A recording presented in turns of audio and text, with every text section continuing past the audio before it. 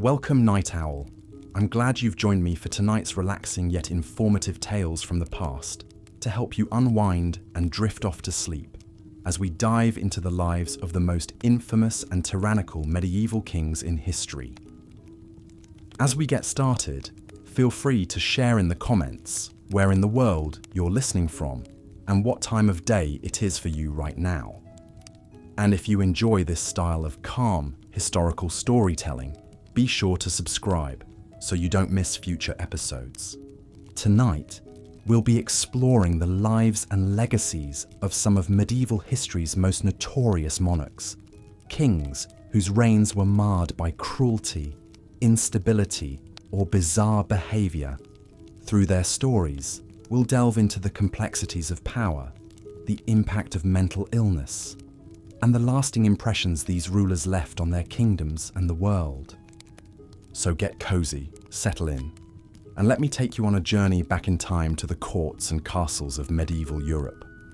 Our first stop is 14th century France, where we'll meet a king whose reign began with such promise, but descended into chaos and turmoil as madness took hold of his mind. Charles VI of France was just 11 years old when he ascended to the throne in 1380. The early years of his reign were filled with hope and affection from his subjects, who dubbed him Charles the Beloved. Young and energetic, he was known for his chivalry, charm, and grand festivities. The future of France seemed bright under his rule. But on a fateful winter night in 1393, the course of Charles's life and kingship would change forever. The king and a group of nobles were gathered for a masquerade ball at the royal palace. The men, including Charles, were dressed as wild men, clad in costumes of linen soaked with resinous wax or pitch, to which flax was attached to give the appearance of savages. As the dancing began, disaster struck. In a reckless moment, the king's brother Louis, Duke of Orléans, brought a torch too close to the dancers. The highly flammable costumes instantly ignited, engulfing the men in flames. Chaos and screams filled the hall. The Duchess of Berry hurled her robe over the king, saving his life. But 4 of the noblemen were badly burned and died in agony days later. Charles escaped physical injury, but the Bal des Ardents, or the Ball of the Burning Men as it came to be known, left deep psychological scars. In the months that followed, the king began to show signs of mental distress and instability. It was whispered that he had gone mad from the shock. His behavior grew increasingly erratic and disturbing. At times, he would rush wildly through the corridors of the palace, howling like a wolf and insisting he was made of glass and might shatter at any moment. He would often forget his name and title, not recognizing his wife or children. Once, he became so convinced he was St. George that he had the royal arms changed accordingly. For months on end, he refused to bathe, change his clothes, cut his hair or nails. Courtiers described with pity and revulsion how he would go about in tattered vermin-infested robes, his hair matted and filthy. In his lucid moments, Charles was gentle and melancholy, deeply distressed by his own condition. But these periods of clarity grew rarer as his illness progressed. As Charles descended further into madness, France began to crumble around him. Seeing the king incapacitated, rival factions seized the opportunity to advance their own agendas, maneuvering to control the crown. The king's periods of insanity created a power vacuum and a crisis of leadership that destabilized the entire kingdom. The decades of Charles' reign were marked by increasing turmoil both at home and abroad. Ambitious nobles and relatives of the king vied for power and influence, their infighting fracturing the country. Meanwhile, England seized on France's weakness to press its claims to the French throne, reigniting the 100 Years' War.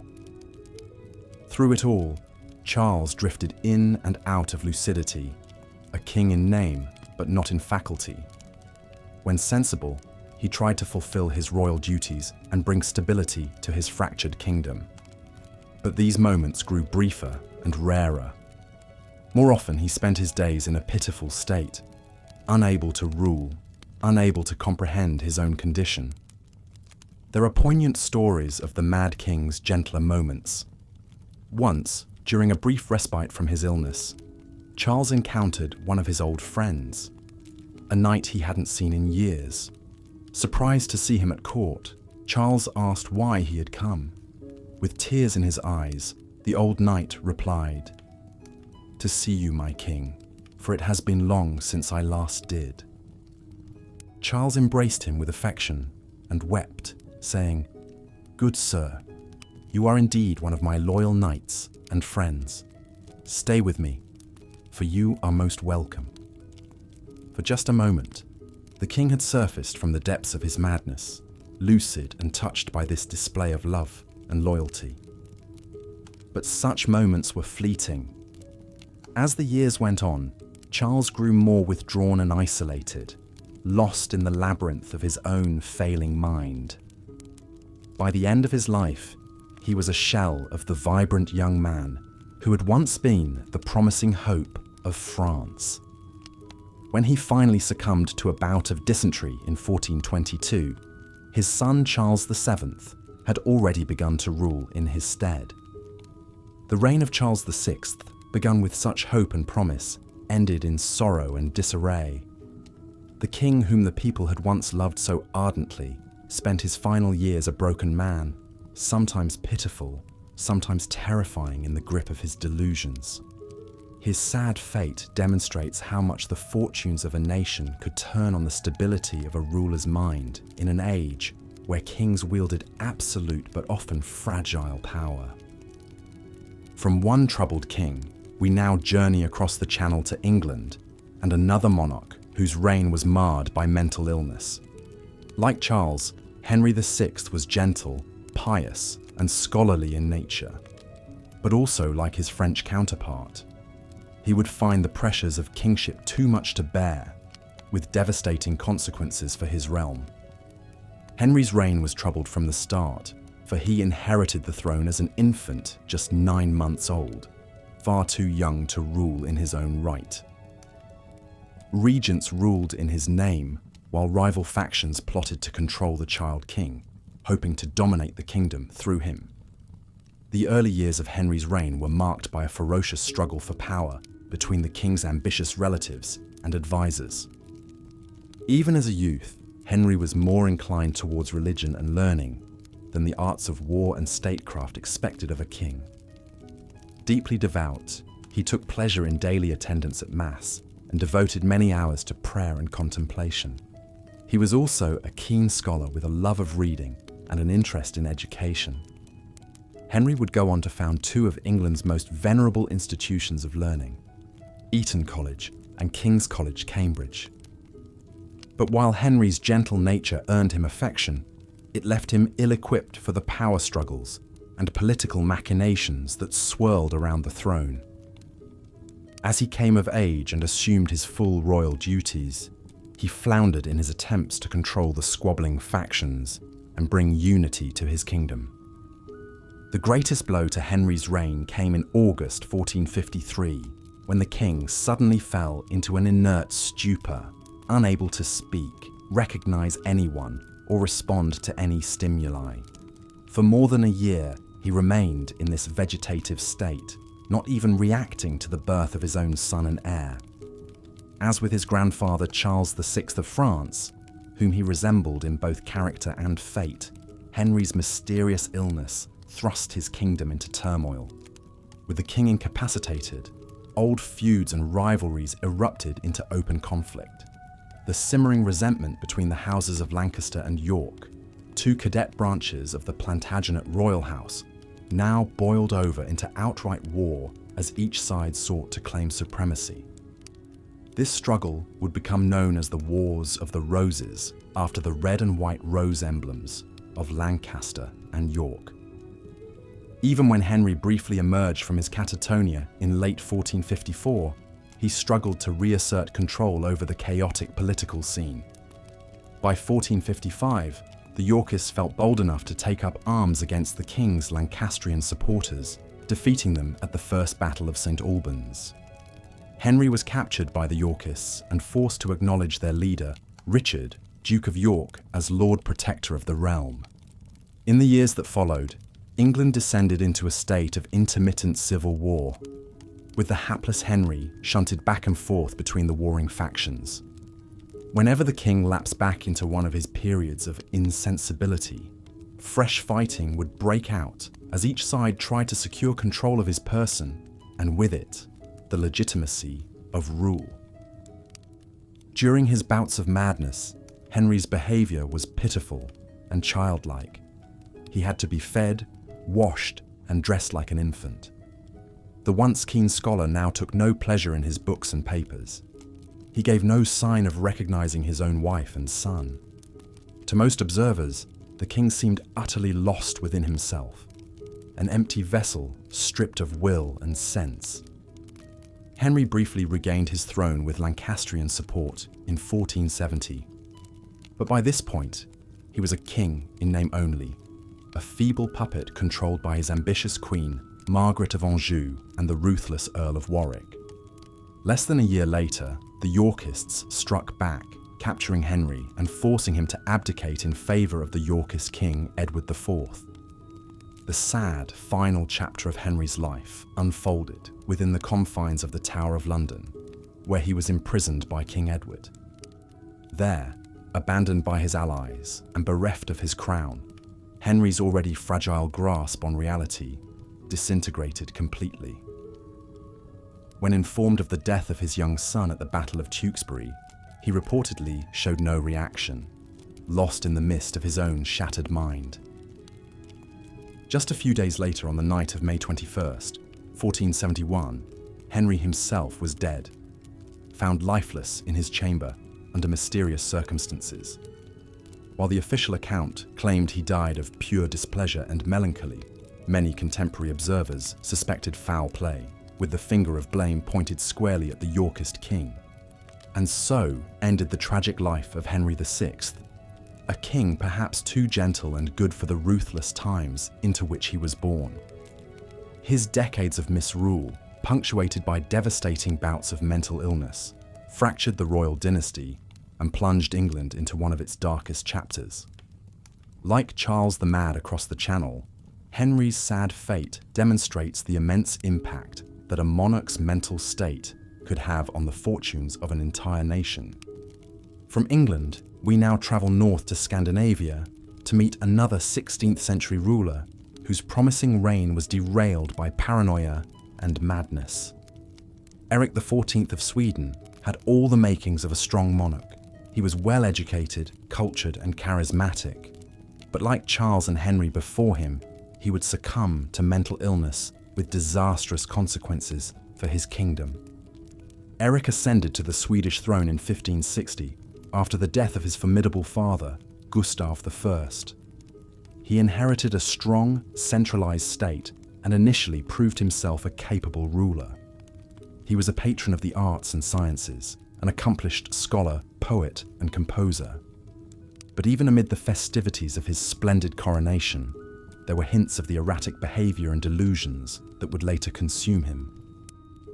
As his reign progressed, Eric grew increasingly suspicious and paranoid, seeing threats and conspiracies all around him.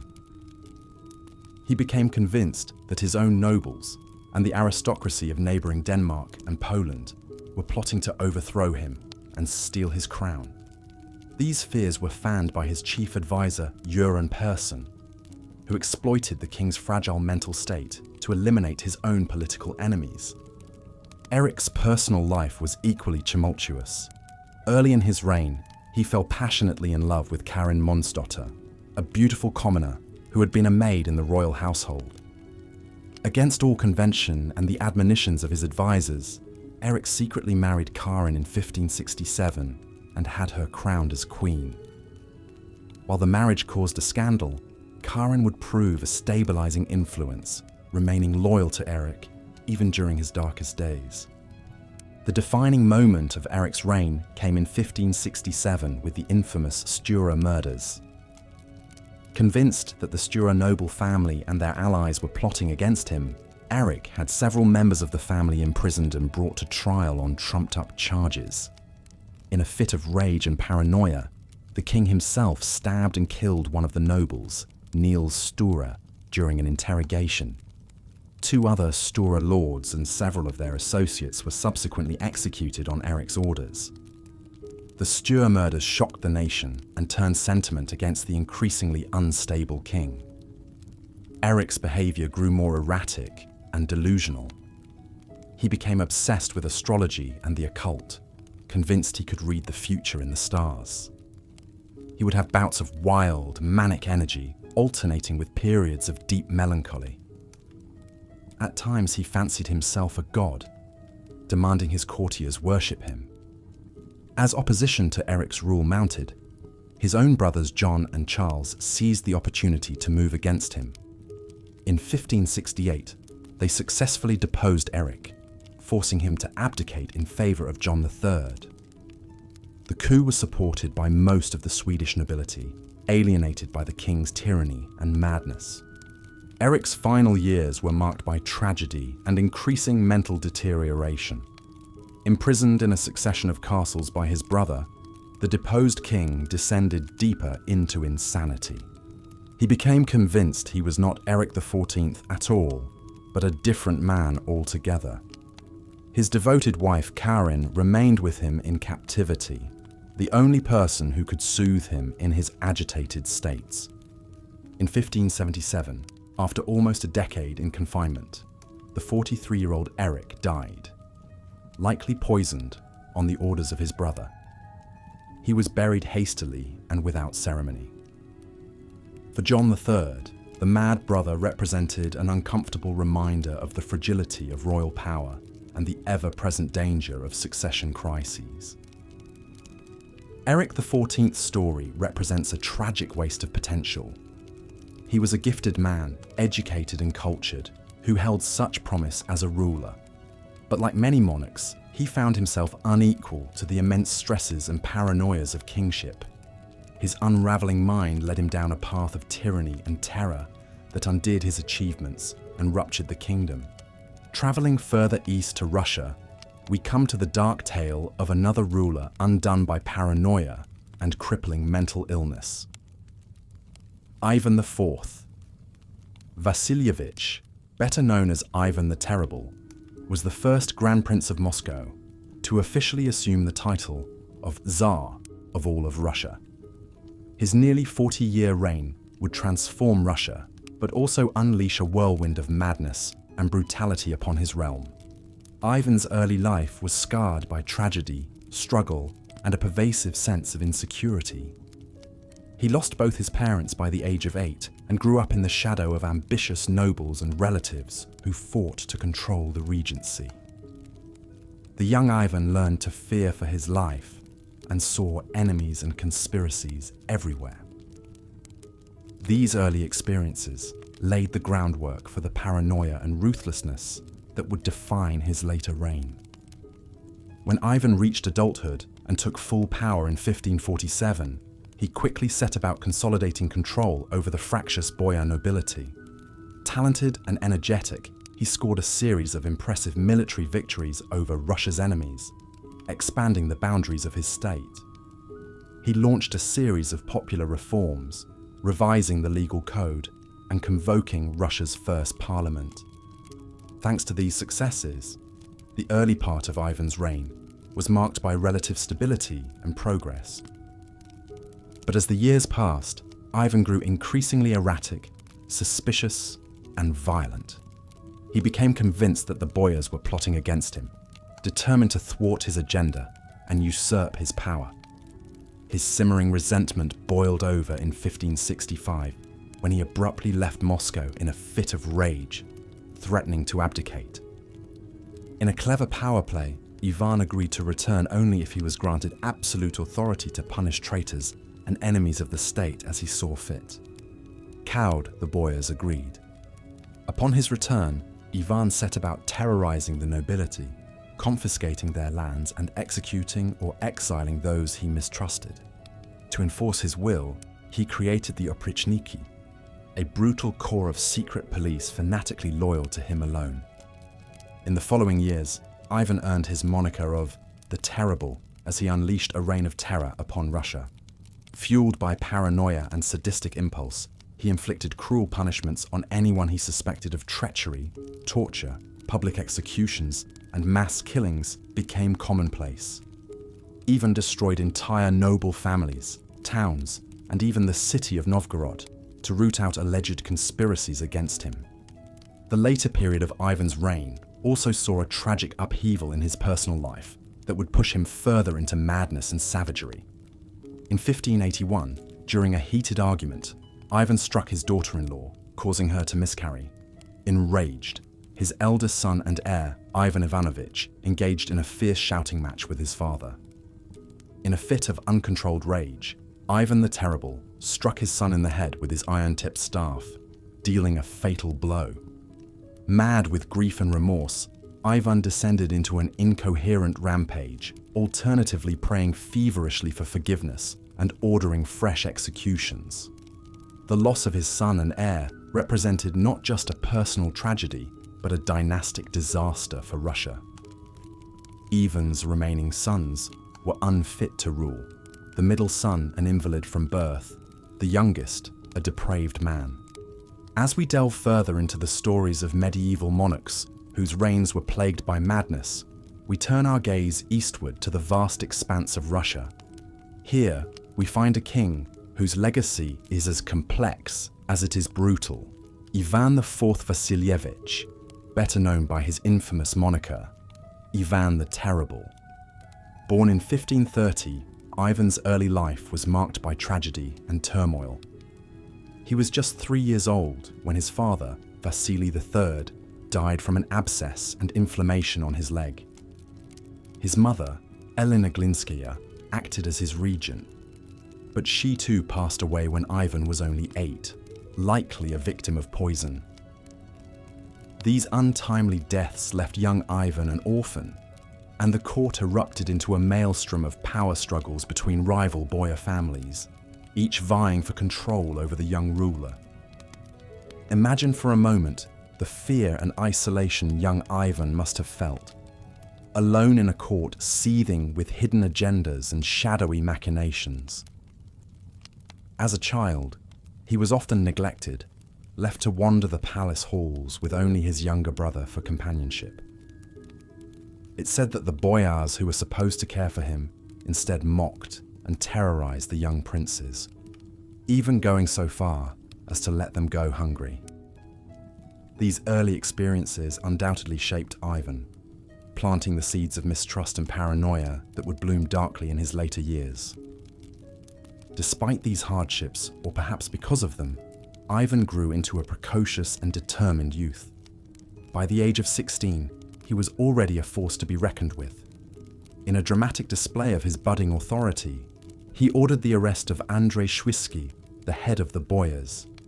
Shwisky was dragged from the palace, beaten, and thrown into a dungeon, where he was torn apart by hungry dogs, a gruesome sign of the brutality that would come to define Ivan's reign. But Ivan's early years weren't all darkness and brutality. In 1547, at the tender age of 16, he was crowned Tsar of all the Russias, the first to bear this grand title. His coronation was a magnificent affair, a dazzling display of pomp and ceremony that firmly established his authority. That same year, he married his first wife, Anastasia Romanovna, a woman he seems to have truly loved. For a time, it seemed as though Ivan's reign might be a bright one, filled with promise and potential. And indeed, Ivan's early rule saw many successes. He implemented a number of popular reforms, revising the law code, limiting the power of the boyars, and even establishing a system of local self-government. He also convened the first Zemsky Sobor, or Assembly of the Land, which brought together representatives from across Russia to discuss matters of state. These early reforms earned Ivan widespread support and admiration from his subjects. But perhaps Ivan's greatest achievements in these early years were on the battlefield.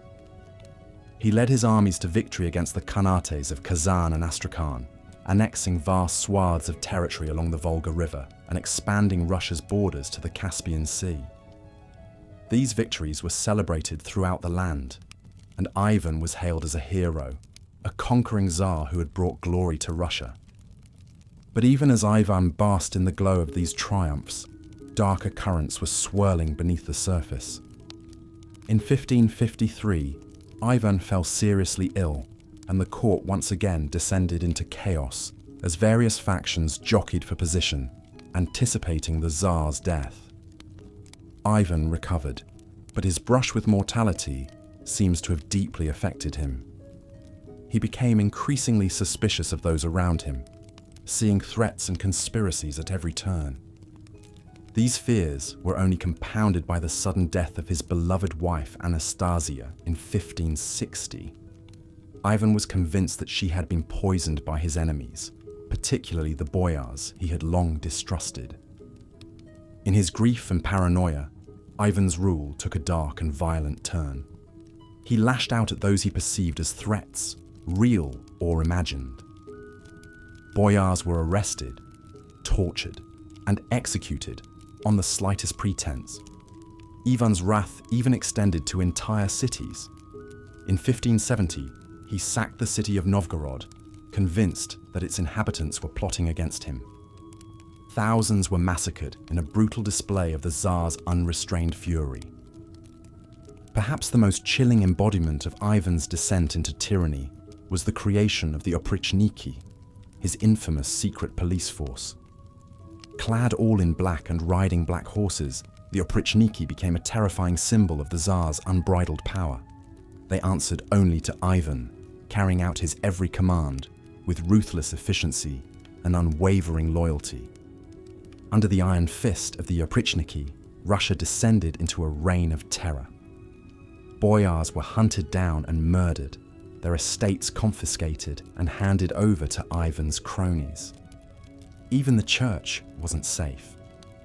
Ivan had the Metropolitan of Moscow, Philip II, arrested and eventually killed for daring to criticize the Oprichniki's excesses. As Ivan's paranoia and cruelty spiraled out of control, Russia itself began to unravel. The economy, already strained by Ivan's costly wars, was further burdened by the Oprichniki's predations. Fields went untended as peasants fled the countryside to escape the secret police's brutality. Famine and disease followed, stalking the land like grim spectres. But perhaps the darkest moment of Ivan's reign was a deeply personal tragedy. In 1581, during a heated argument, Ivan struck his son and heir, also named Ivan, with a pointed staff, inflicting a mortal wound to the young man's head. Ivan Ivanovich died a few days later, leaving the Tsar racked with grief and guilt. It's a poignant and haunting scene to imagine. The mighty Tsar, his hands stained with the blood of his own son, weeping over the lifeless body of his heir. In that moment, one can almost see the weight of all Ivan's cruelties and paranoia coming crashing down upon him, the realization of the monster he had become. The death of his son seemed to break something in Ivan. In his final years, he retreated increasingly into himself, spending long hours in prayer and contemplation. But even as his physical health declined, his mental state remained as sharp and paranoid as ever. He continued to lash out at those around him, seeing betrayal in every shadow. Ivan the Terrible died in 1584, while engaged in a game of chess. According to legend, he had just moved his king to the square where it would be checkmated, as if acknowledging the inevitability of his own demise. It was a fitting end for a man whose life had been defined by a ruthless struggle for power. Ivan's legacy is a complex and bloody one. He was a man of contradictions, capable of great cruelty and great piety, of brutal violence and deep remorse. He expanded Russia's borders and centralized its government, but at a terrible cost in human suffering. He was feared by his enemies and revered by his subjects, a towering figure who cast a long and dark shadow over Russian history. As we reflect on Ivan's story, it's hard not to be struck by the tragedy of it all.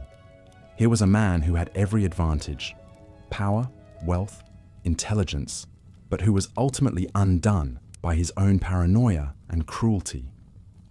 His life is a cautionary tale about the corrupting influence of unchecked power and the terrible toll that fear and suspicion can take on the human soul. But perhaps there is a lesson to be found in Ivan's story as well. For all his flaws and failings, Ivan was a man who grappled with the weight of his own conscience.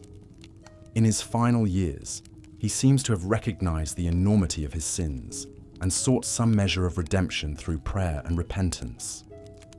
It is a reminder that even the most terrible of us may still have some spark of humanity buried deep within.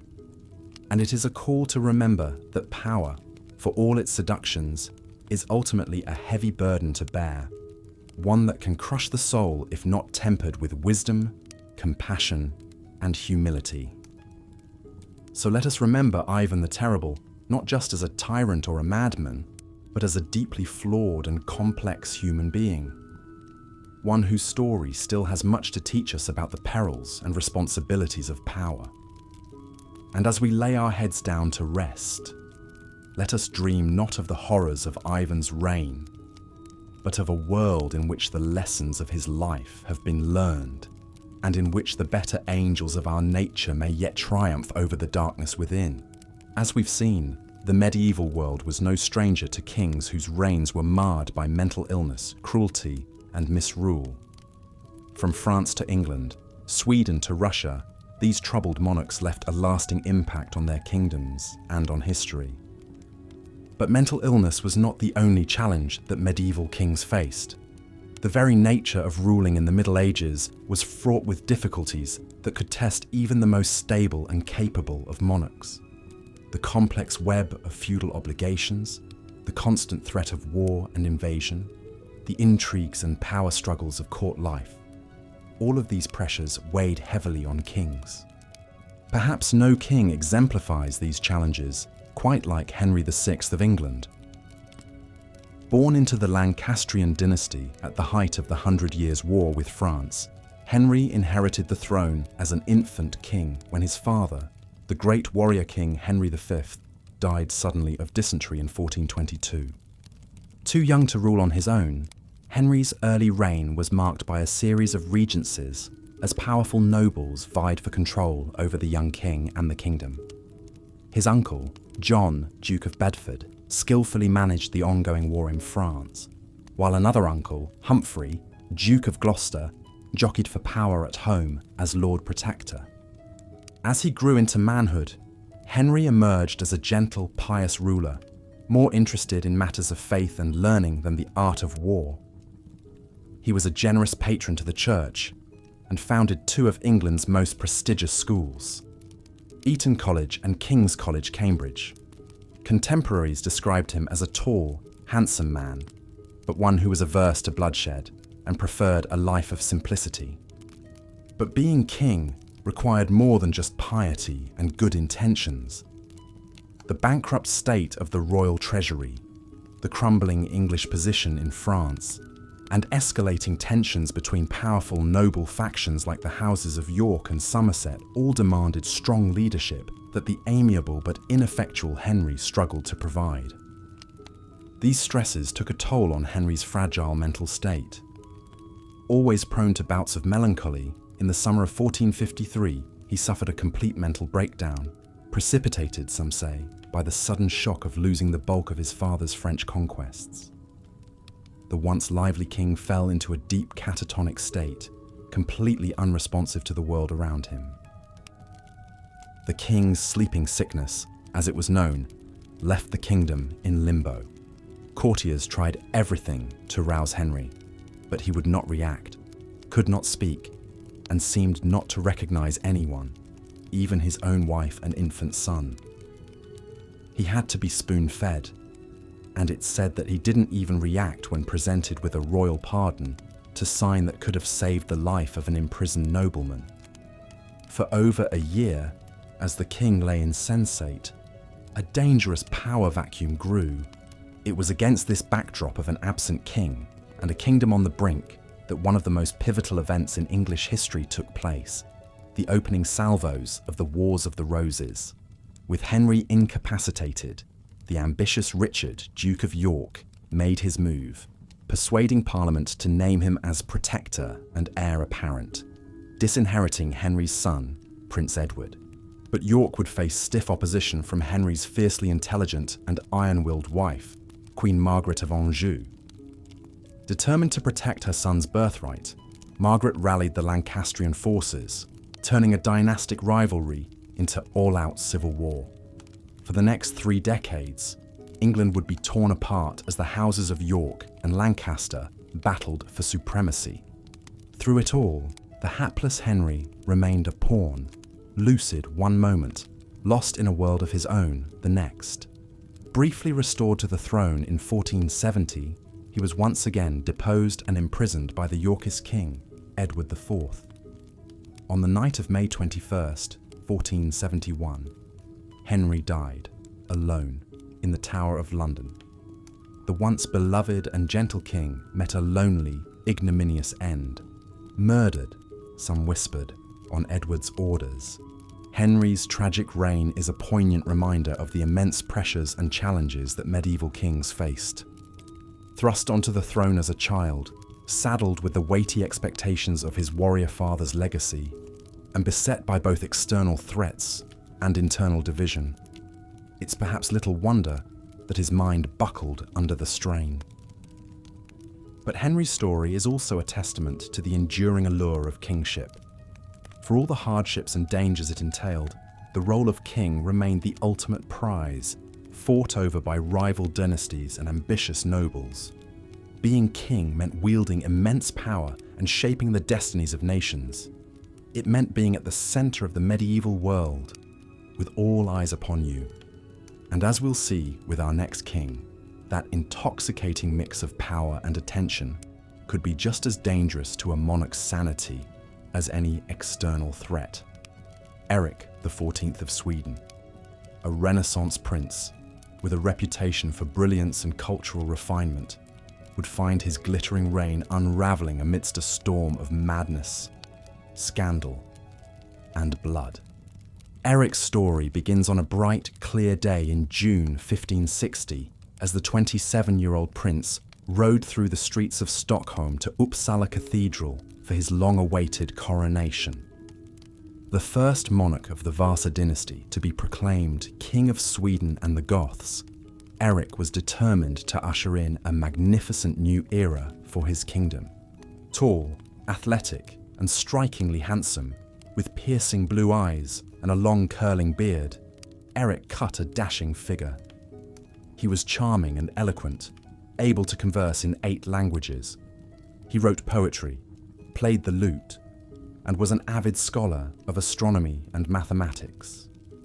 In many ways, he embodied the ideal of the Renaissance prince, cultured, learned, and accomplished.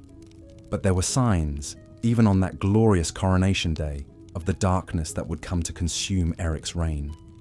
His insistence on riding a white stallion, a privilege traditionally reserved for the day of Christ's second coming, raised eyebrows. And the lavish, almost bacchanalian festivities, featuring 3 days and nights of non-stop feasting, drinking and dancing, seemed to some to border on sacrilege. As he settled into his role as king, Eric's behavior grew increasingly erratic. He became convinced that those around him, even his own family members, were plotting against him. He would fly into rages at the slightest provocation, lashing out at courtiers and servants alike. There were rumors that he engaged in strange occult rituals and that he was in thrall to a sinister Italian mystic named Carolo. But it was Eric's scandalous love life that truly set tongues wagging. Spurning the noble brides put forth by his council, Eric instead became infatuated with a beautiful commoner named Karin Monsdotter. The daughter of a jailkeeper, Karin had been brought to court as a maid of honor, but she quickly caught the king's eye. Much to the horror of his advisors, Eric secretly wed Karin in 1567, making the low-born girl his queen. It was an act of defiance that flew in the face of all royal protocol and inflamed the simmering tensions between Eric and the Swedish nobility. Karin, demure and devoted to her mercurial husband, became the target of vicious gossip and scorn. As Eric's paranoia and instability grew, so too did the conflicts with his rivals and critics. He became convinced that the powerful Stura family was conspiring to overthrow him and resolved to strike first. On that fateful day in May 1567, Eric invited several Stura nobles to a banquet at Uppsala Castle, including the charismatic Niels Svantesson Stura. What happened next would come to be known as the Stura murders, a shocking act of royal violence that forever stained Eric's reign.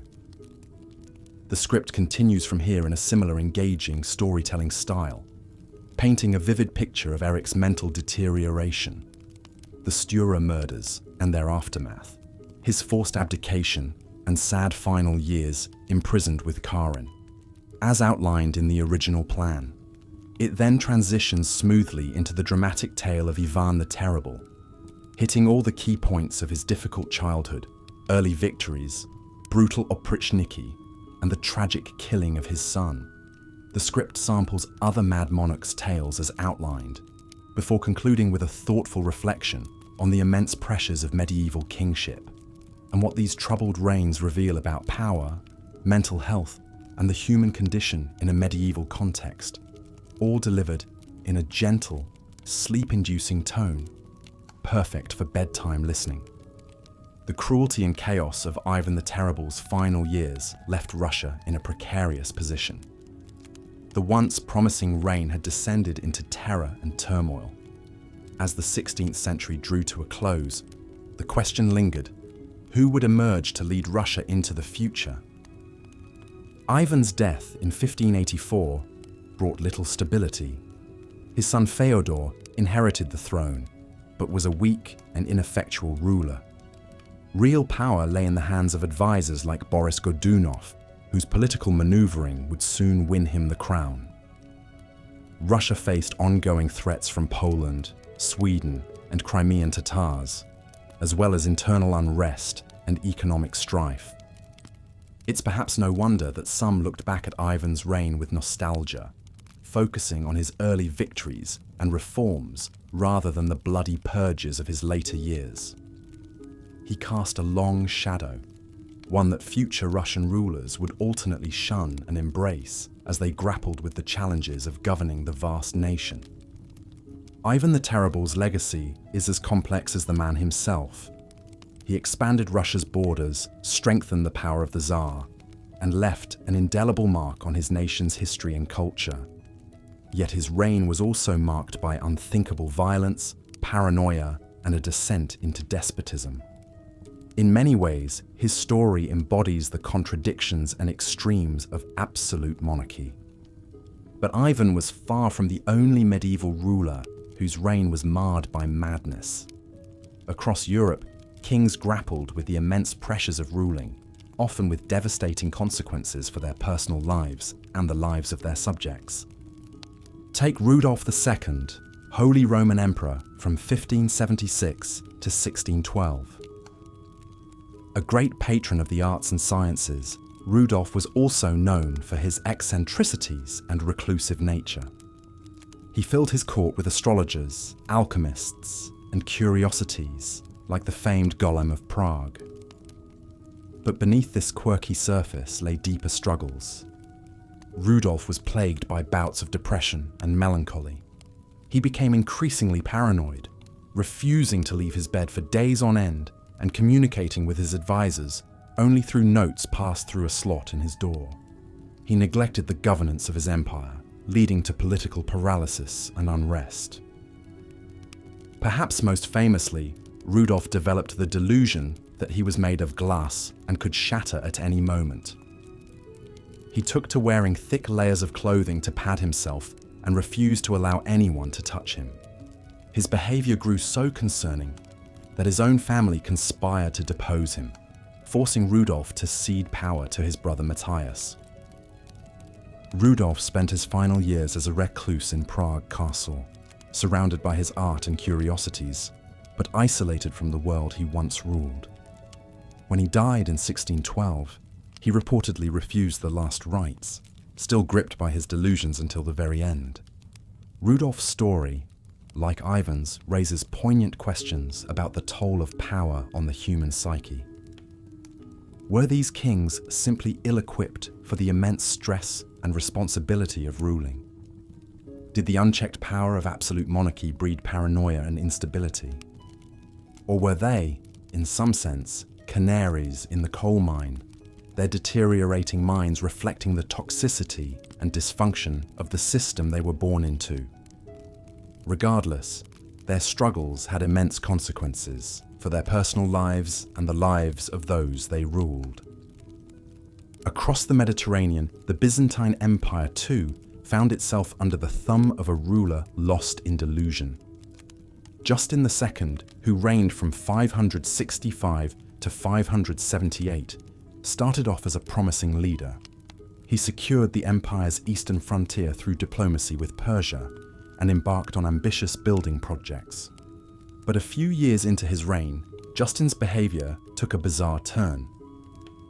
He became convinced that he was physically incapable of sitting, so he took to lying prone on a wheeled throne that could be pushed around the palace.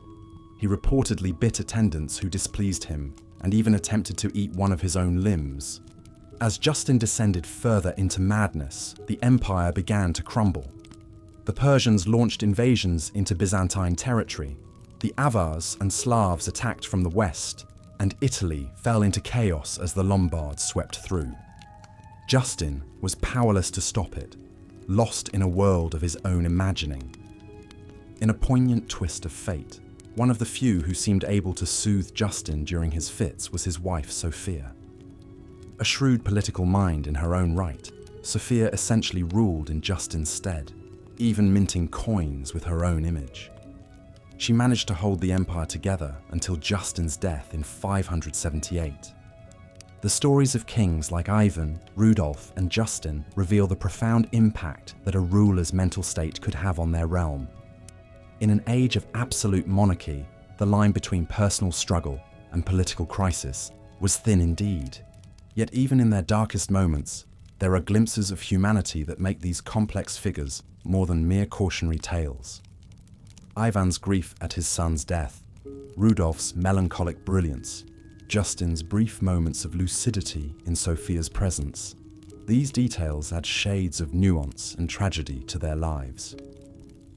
Perhaps the most extreme example of this is the story of Charles II, the last Habsburg ruler of Spain. Born in 1661, Charles was the product of generations of inbreeding among the Spanish Habsburgs, who sought to keep their bloodline pure by marrying within the family. The results were devastating.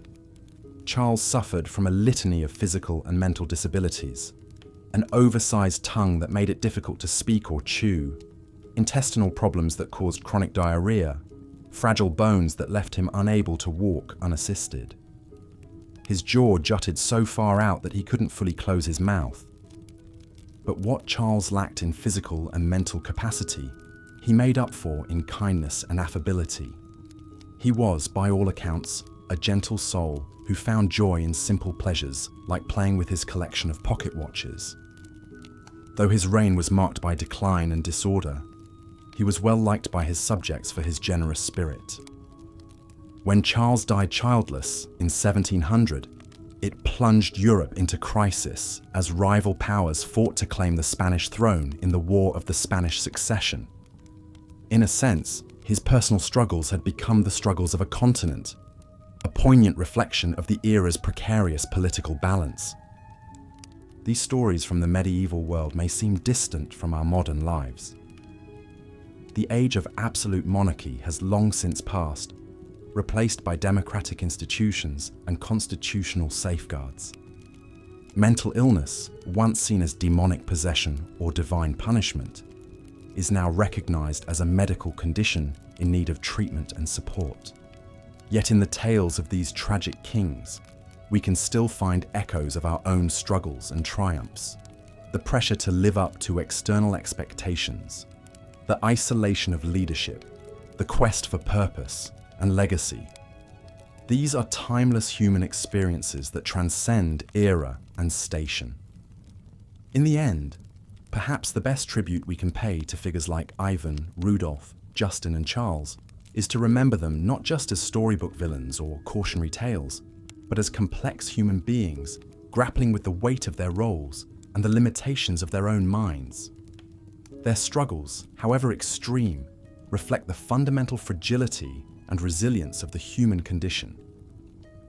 So as we drift off to sleep, let us spare a thought for these long-ago kings, their tragic lives etched in the annals of history. May their stories remind us of the profound impact that power and mental health can have, both on individual lives and the course of nations. And may we face our own challenges with the same humanity and nuance that we seek in the lives of those who came before. Good night and sweet dreams. May the lessons of the past guide us towards a wiser, kinder future. For in the end, the human experiences that unite us are far greater than the crowns and kingdoms that divide us. Sadly, Eric's triumph was short-lived. His mental state continued to deteriorate, fueled by paranoia and delusions. He became convinced that his own nobility were plotting against him, determined to steal his crown. In a fit of madness in 1567, he ordered the infamous Steure murders, where several prominent noblemen were imprisoned, tortured, and brutally killed at his command, including the father of his first wife. This shocking act of violence appalled the court and eroded Eric's support among Sweden's elite. They saw their king as a dangerous liability, his unhinged mind capable of striking out against friend and foe alike. Whispers of usurpation began to echo through the halls of power. Eric, gripped by fear and suspicion, lashed out with increasing cruelty, alienating even his closest allies. As Eric's reign spiraled further into chaos, his enemies seized their chance. In 1568, his brother John, Duke of Finland, raised an army against him. Abandoned by his court and unable to rally support, Eric was forced to abdicate the throne. In a somber ceremony, he relinquished the crown to John, his grasp on power broken by the shadows in his own mind. Imprisoned by his brother, Eric's final years were a sad epilogue to a tragic reign. He was shuttled between various castles, never staying long in one place. His beloved wife, Karin, was the only constant in his diminishing world, the sole source of comfort in his bleak captivity. Even imprisoned, Eric's mental state continued to waver. There were periods of clarity, glimmers of the sharp mind that had once dreamed of a glorious future for Sweden. But more often, his thoughts were clouded by paranoid delusions, his speech rambling and incoherent. As the years ground on, Eric's physical health declined alongside his sanity. The dank, dimly lit cells of his imprisonment allowed illness to take root in his weakened frame. His once vibrant eyes grew dull, staring for hours at the dancing shadows on the wall. His world had shrunk to a single flickering flame, the fire in his mind reduced to fading embers. In 1577, after almost a decade in captivity, Eric XIV, the mad monarch of Sweden, breathed his last. Karin, his faithful wife, was by his side until the end, holding his hand as he slipped away. The king, who had dreamed of glory and power, died a broken man, his grand ambitions smashed upon the rocks of his own shattered psyche. The tragedy of Eric XIV's reign echoes through the pages of history, a cautionary tale of the fragility of the human mind. His story reminds us that even the mightiest can fall, their strength devoured by inner demons. In the end, Eric's legacy was one of squandered potential, a shooting star extinguished too soon by the darkness within. As we continue our journey through the tales of mad kings and ill-fated reigns, we turn our gaze east to the vast, brutal expanse of Russia.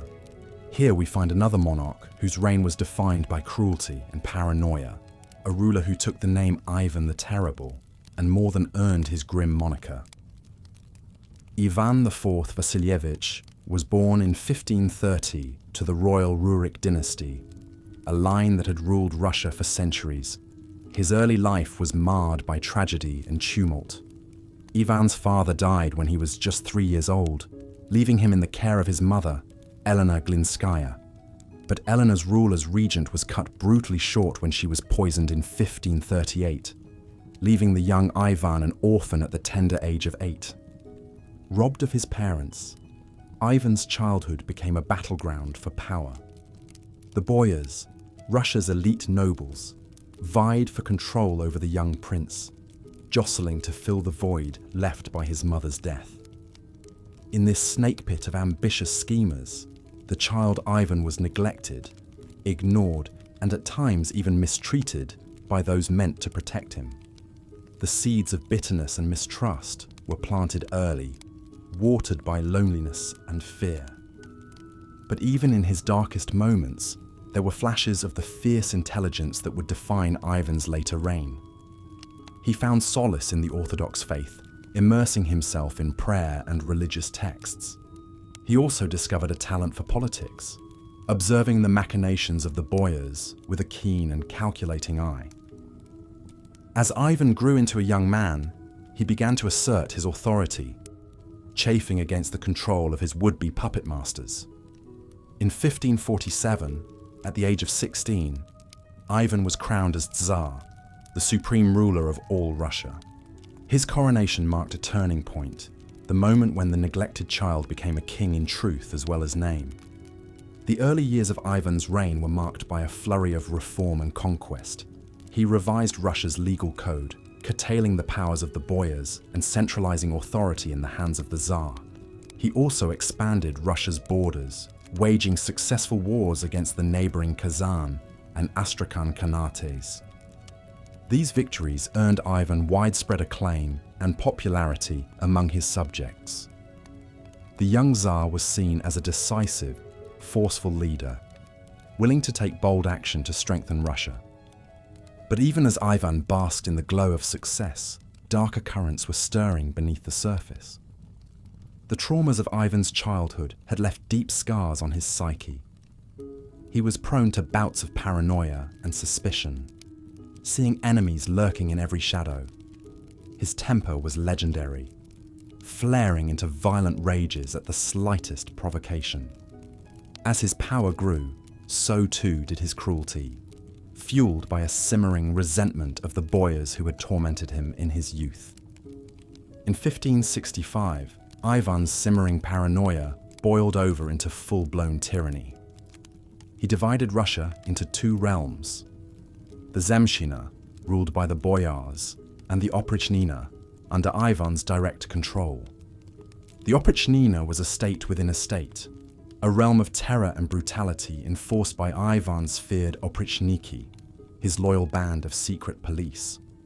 Clad in black, riding black horses, the Oprichniki became a symbol of Ivan's reign of terror. They roamed the land, arresting and executing anyone suspected of disloyalty to the Tsar. Nobles, merchants, even priests fell victim to their brutality, tortured and killed on Ivan's orders. The Tsar himself was not immune to the madness he had unleashed.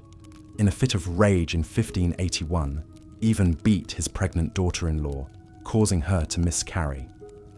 When his son and heir, Ivan Ivanovich, confronted him about this cruelty, the Tsar lashed out, striking his son with his scepter. The blow proved fatal, and Ivan Ivanovich died a few days later, leaving Russia without an heir. The tragedy broke something in Ivan, his last tenuous grip on sanity shattered by the weight of his own guilt and grief. In his final years, the Tsar's madness only intensified, his cruelty reaching new extremes. He ordered the massacre of entire cities, their inhabitants slaughtered by the thousands. He had boyars boiled alive or frozen to death, delighting in their suffering. By the time of his death in 1584, Russia was a land living in the shadow of fear, haunted by the spectre of its mad monarch. Ivan the Terrible's reign left a lasting mark on Russian history, a legacy of brutality and paranoia that echoed through the centuries. But it also serves as a stark reminder of the horrors that can spring from a mind consumed by darkness. A cautionary tale of the dangers of unchecked power in the hands of the unstable. As we near the end of our journey through the annals of mad kings and ill-starred reigns, it's worth pausing to consider the threads that bind these stories together. From England to Sweden to Russia, across centuries and cultures, we see the same pattern play out again and again, the corrosive effects of power on the human psyche.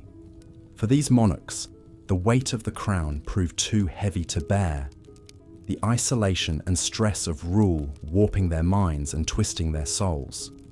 Some, like Charles VI of France and Henry VI of England, were broken by the strain, their sanity shattered like glass against stone. Others, like Ivan the Terrible, turned their inner demons outward, inflicting their pain and paranoia on their hapless subjects. In each case, the madness of the monarch had far-reaching consequences, plunging their realms into chaos and conflict. Wars were fought, lives were lost, and the course of history was forever altered by the whims of a mind unmoored from reality. But perhaps the greatest tragedy of these tales is the human cost, the toll taken not just on the kings themselves, but on those closest to them. The loyal wives, like Karin Mundsdotter, who stood by their husbands even as their minds crumbled. The children, like Ivan Ivanovich, whose lives were cut short by their father's madness. The countless subjects who suffered under the yoke of a ruler unhinged. In the end, the stories of these mad kings are a testament to the fragility of the human mind and the terrible price of unchecked power. They remind us that even the mightiest can fall, their strength devoured by the shadows within. As we bid farewell to these haunted figures of history, let us ponder their tales with a sense of empathy and sorrow, for in their tragic fates, we see a reflection of our own human frailties, the darkness that slumbers beneath the surface, waiting to be awakened. May their stories be a warning, a lighthouse guiding us towards compassion and understanding, even in the face of cruelty and madness. And may we, in our own lives, strive to tend the flickering flame of sanity, the light that holds the shadows at bay. And so, dear listeners, we come to the end of our journey through the realms of mad kings and tragic fates. We have walked the shadowed halls of history, peering into the troubled minds of monarchs, undone by their own demons. From the glittering courts of France to the windswept plains of Russia, we've seen the havoc wrought by an unquiet mind upon a throne. We've witnessed the destruction, both personal and political, that flows from a soul unmoored. But let us not depart this journey with hearts heavy with despair. For in the midst of this darkness, there are also glimmers of light, of hope amidst the tragedy. The wives and children who stood as beacons of love and loyalty, even in the face of madness. The small acts of kindness and compassion that pierce the veil of paranoia and fear. These too are the lessons of history, the whispers of the past urging us toward our better angels. In the tales of these mad kings, we see a mirror held up to our own souls, reflecting back both shadow and light. May we have the wisdom to learn from their mistakes, the courage to confront our own inner demons. So let us bid farewell to Charles the Mad, to Henry the Helpless, to Eric and Ivan and all the haunted souls of history. Let us tuck their stories into our hearts like faded photographs, reminders of the perils and the promise of the human experience. And as we drift off into the welcoming embrace of sleep, let us carry with us the knowledge that even in the darkest of times, there is always the chance for redemption, for grace, for the triumph of our shared humanity over the spectres of our worst selves. Good night, dear listeners, and sweet dreams. May your slumbers be filled with gentle scenes of kinder times and gentler kings. And may you wake in a world where the darkness of history is nothing but a fading memory, a shadow cleansed by the dawn of a new day. As we've seen, The reigns of medieval kings were often defined by their personalities and personal struggles as much as by their political actions. The immense pressure and responsibility of ruling, coupled with the constant intrigues and power plays of court life, could take a heavy toll on even the most stable of minds. For those already prone to mental illness or instability, the strain could be too much to bear, leading to erratic, destructive, and sometimes tyrannical behavior. Ivan the Terrible's story is a prime example of how a king's inner demons could have far-reaching consequences for his realm. Born into a time of upheaval and violence, Ivan's early experiences shaped him into a ruler both feared and revered. As a young man, he was known for his intelligence, curiosity, and military prowess, expanding Russia's territories and implementing popular reforms. But as time went on, his paranoia and cruelty grew, fueled by his obsession with power and his fear of betrayal. The formation of the Oprichniki, Ivan's notorious secret police, marked a dark turning point in his reign. These black-clad agents were given free rein to terrorize the populace, confiscating property, torturing and executing those suspected of disloyalty. They became a symbol of Ivan's increasingly erratic and brutal rule, sowing chaos and fear throughout the land. Perhaps the most tragic episode in Ivan's life was the death of his son and heir, Ivan Ivanovich. In a fit of rage during an argument, Ivan struck his pregnant daughter-in-law, causing her to miscarry. When his son confronted him about this, Ivan lashed out again, dealing a fatal blow to the young man's head with his scepter. This horrific act left Ivan reeling with guilt and grief, and cast a dark shadow over his final years. As Ivan's health declined and his madness increased, Russia descended into a state of turmoil and unrest. Attacks from outside powers intensified as the country's defenses weakened, while internal strife and dissent reached a fever pitch. In his paranoia, Ivan suspected everyone of plotting against him, lashing out with increasing brutality and repression. In the end, Ivan died as he had lived, surrounded by chaos and conflict. According to legend, he was in the midst of a chess game when he fell ill, collapsing on the floor in agony. Some say it was poison that finally did him in, slipped into his drink by one of his many enemies. Others believe it was simply the toll of his tumultuous life catching up with him at last. Ivan's legacy is a complicated one, stained with blood and terror, yet also marked by moments of greatness and progress. He remains a towering figure in Russian history, his name invoking both awe and revulsion.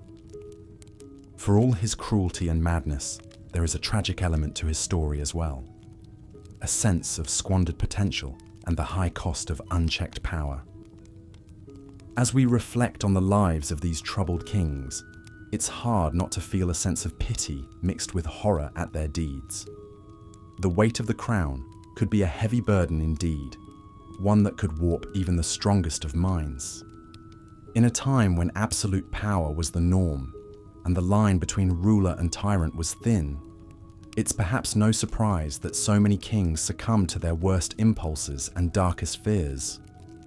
Yet even in the midst of such chaos and cruelty, there are glimmers of humanity to be found.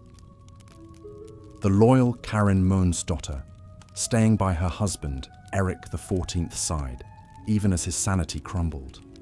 Ivan the Terrible weeping over his son's lifeless body. The brief moments of clarity and kindness that could surface amidst the madness.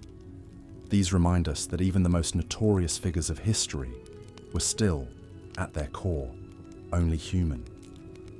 As we come to the end of our journey through the lives of some of medieval history's most infamous kings, we are left with a sense of the complexity and contradictions of their legacies. They were products of their time and circumstances, shaped by the unique pressures and expectations of their roles. Their stories serve as cautionary tales about the corrupting influence of power and the fragility of the human mind, but also as reminders of the enduring fascination we have with the personalities that shape the course of history. In the grand tapestry of human experience, these mad kings are but a few vivid threads, their bright colours dimmed by time, yet still retaining a certain morbid allure. As we drift off to sleep, their stories swirl through our thoughts. Tales of grandeur and squalor, of triumph and tragedy, of the heights of power and the depths of despair. They may have been the worst of kings, but in their flaws and failings, their glories and misdeeds, they were also undeniably, irrevocably human. And that, perhaps, is what makes their stories so endlessly compelling, so difficult to forget, even as we slip into dreams. Good night, dear listener, and may your own dreams be filled not with the terrors of mad kings, but with the simple joys and comforts of a peaceful life well lived. For in the end, that may be the greatest legacy of all, not to be remembered for one's cruelties or eccentricities, but for the quiet, everyday kindnesses that make the world a bit brighter for those around us. So rest now, and let the past fade into the shadows of history as we embrace the present and all its gentle possibilities. Part 4. Ivan the Terrible of Russia. As we leave behind the troubled tales of Charles the Mad, Henry VI, and Eric XIV, our journey through medieval history takes us eastward to 16th century Russia. Here, we find a ruler whose epithet says it all, Ivan the Terrible. The first Tsar of Russia, Ivan IV Vasilievich, cast a long and brutal shadow over his kingdom. Ivan's story, like so many we've explored, has its roots in a tumultuous childhood. Born in 1530, Ivan was just 3 years old when his father died, leaving him Grand Prince of Moscow under the regency of his mother. But even this small stability was soon shattered. When Ivan was 8, his mother too passed away, likely of poisoning. The young prince was now utterly alone, surrounded by ruthless boyars, Russian nobles, all grasping for power. One can almost picture the quiet, cautious boy, eyes darting warily in the shadowy halls of the Kremlin. The whispers of conspiracies, real and imagined, swirling around him like a bitter wind. These early years forged in Ivan a deep mistrust and simmering resentment that would one day boil over into unthinkable cruelty. But Ivan's early reign gave little sign of the terror to come. Crowned Tsar at the tender age of 16, the young ruler threw himself into the task of governing. With the counsel of his beloved wife Anastasia Romanovna and his trusted advisor Alexei Adashev, Ivan implemented a series of reforms. He revised the law code, convened the first Russian parliament, and granted the gentry more rights. On the battlefield too, Ivan triumphed, conquering the Khanate of Kazan and expanding Russia's borders. For a moment, it seemed Russia had found a true Renaissance man in its Tsar. A patron of the arts and architecture, Ivan commissioned the iconic St. Basil's Cathedral with its swirling colours and onion domes. An author and composer himself, he filled his court with music and literature. But beneath this glittering surface, a darkness was taking root. The death of his beloved Anastasia in 1560 seemed to snap something in Ivan. Convinced she had been poisoned by his enemies, his simmering paranoia boiled over into full-blown madness. He lashed out at those around him, banishing Adashev and turning on the boyars he had long resented. In a chilling prelude of the horror to come, Ivan had one of his most vocal critics, Prince Andrei Kurbsky, tortured and beheaded in the Red Square. It was the beginning of a reign of terror that would earn Ivan his dark moniker. In 1565, Ivan formed the Oprichnina, a state within a state, to be his personal domain.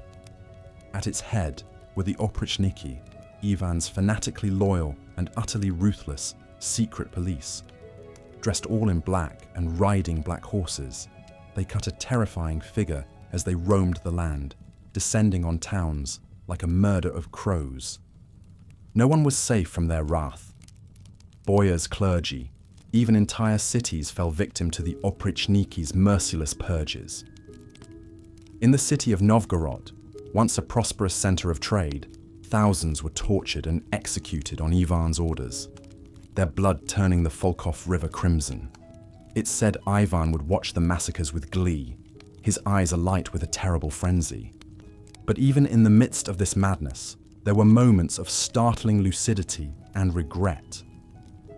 In 1581, in a fit of rage, Ivan beat his pregnant daughter-in-law for wearing immodest clothing, causing her to miscarry. When his son and heir, Ivan Ivanovich, confronted him, the elder Ivan flew into a rage, striking his son with his scepter. The blow proved fatal. As Ivan cradled his dying son, his sanity seemed to return for a moment. He wept and begged forgiveness, but it was too late. With his heir dead and his kingdom in turmoil, Ivan descended into despair. He died in 1584, lonely and half mad, while playing a game of chess. Ivan the Terrible's legacy is one written in blood. His reign, which began with such promise, became a cautionary tale of unchecked power and madness. The Tsar, who had once been hailed as a reformer and cultural luminary, was now reviled as a tyrant. But perhaps there is a tragedy, too, in Ivan's story. A boy robbed of his childhood, consumed by paranoia and suspicion, who became the monster he feared. In the shadows of the Kremlin, one can almost hear the echoes of his tormented mind, a chilling reminder of the darkness that lies in the hearts of kings. As we let Ivan's tale fade into history's mists, we turn our attention to other eccentric monarchs, each with their own peculiar stories. From the reclusive Rudolph II to the ill-fated Charles II of Spain, these kings add their own brushstrokes to the colourful canvas of medieval madness. But those are tales for another night. For now, let the haunting spectre of Ivan the Terrible drift into the realm of uneasy dreams. A figure half shrouded in shadow and legend, forever etched into the annals of Russia's tumultuous past. As sleep beckons, ponder the fine line between greatness and insanity, and the heavy toll of power unrestrained. Good night, dear listener, and may your dreams be gentler than the memories of Ivan's reign. Part 5. Other Mad Monarchs. As the spectre of Ivan the Terrible fades into the darkness, we find ourselves once again adrift in the mists of history, our journey not yet complete. For the annals of the Middle Ages are filled with tales of kings whose eccentricities and afflictions set them apart from their peers. Some ruled from the shadows, their quirks talked about only in whispers. Others wore their peculiarities openly, leaving a mark as indelible as it was bizarre. Let us first turn our gaze to the court of Rudolph II, Holy Roman Emperor and King of Bohemia, Hungary and Croatia. Born in 1552, Rudolph was a man of esoteric tastes, more at home among the beakers and tomes of his alchemical laboratories than in the halls of power. He was a great patron of the arts and sciences, filling his court with a menagerie of scholars, artists, and astronomers, including the great Danish astronomer Tycho Brahe. But even as Rudolph cultivated an air of Renaissance enlightenment, a strange malady took root in his mind. The king became convinced that he was made of glass, fragile and brittle. He refused to allow people to touch him and even took to wearing thick, padded clothing to protect his delicate form. One can almost picture him moving gingerly through his chambers, a phantom king, as insubstantial as the spirits he sought to conjure in his alchemical experiments. Rudolph's obsession with the occult and his growing reclusiveness began to take its toll on his kingdom. He neglected the affairs of state, allowing tensions to simmer and the coffers to run dry. In the end, his own family turned against him. In 1611, Rudolph's brother Matthias deposed him, leaving the once great patron of the arts to live out his final months in isolation, haunted by the spectres of his own mind. Across the continent, in the glittering heart of the Byzantine Empire, we find another ruler undone by madness.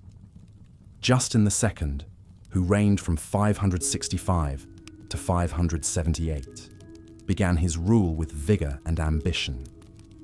But as the years wore on, his behavior grew increasingly erratic. He was prone to fits of manic laughter and sudden bursts of rage.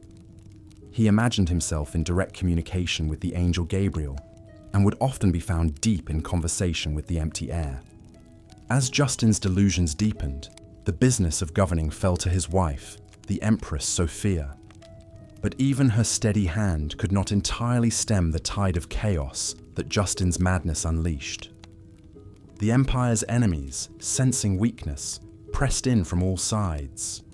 By the time Justin finally succumbed to his afflictions and abdicated the throne, the stage was set for years of tumult and decline.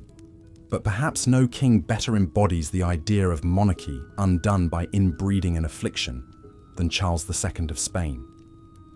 Born in 1661, Charles was the product of generations of Habsburg intermarriage, a dynasty more tangled than a thicket of brambles. His tongue was so large he could barely speak. His jaw jutted out so far he struggled to chew his food. And beneath it all lurked a profound mental disability that left him utterly unequipped for the rigors of kingship. Charles's reign was one of unrelenting decline for the once great Spanish Empire.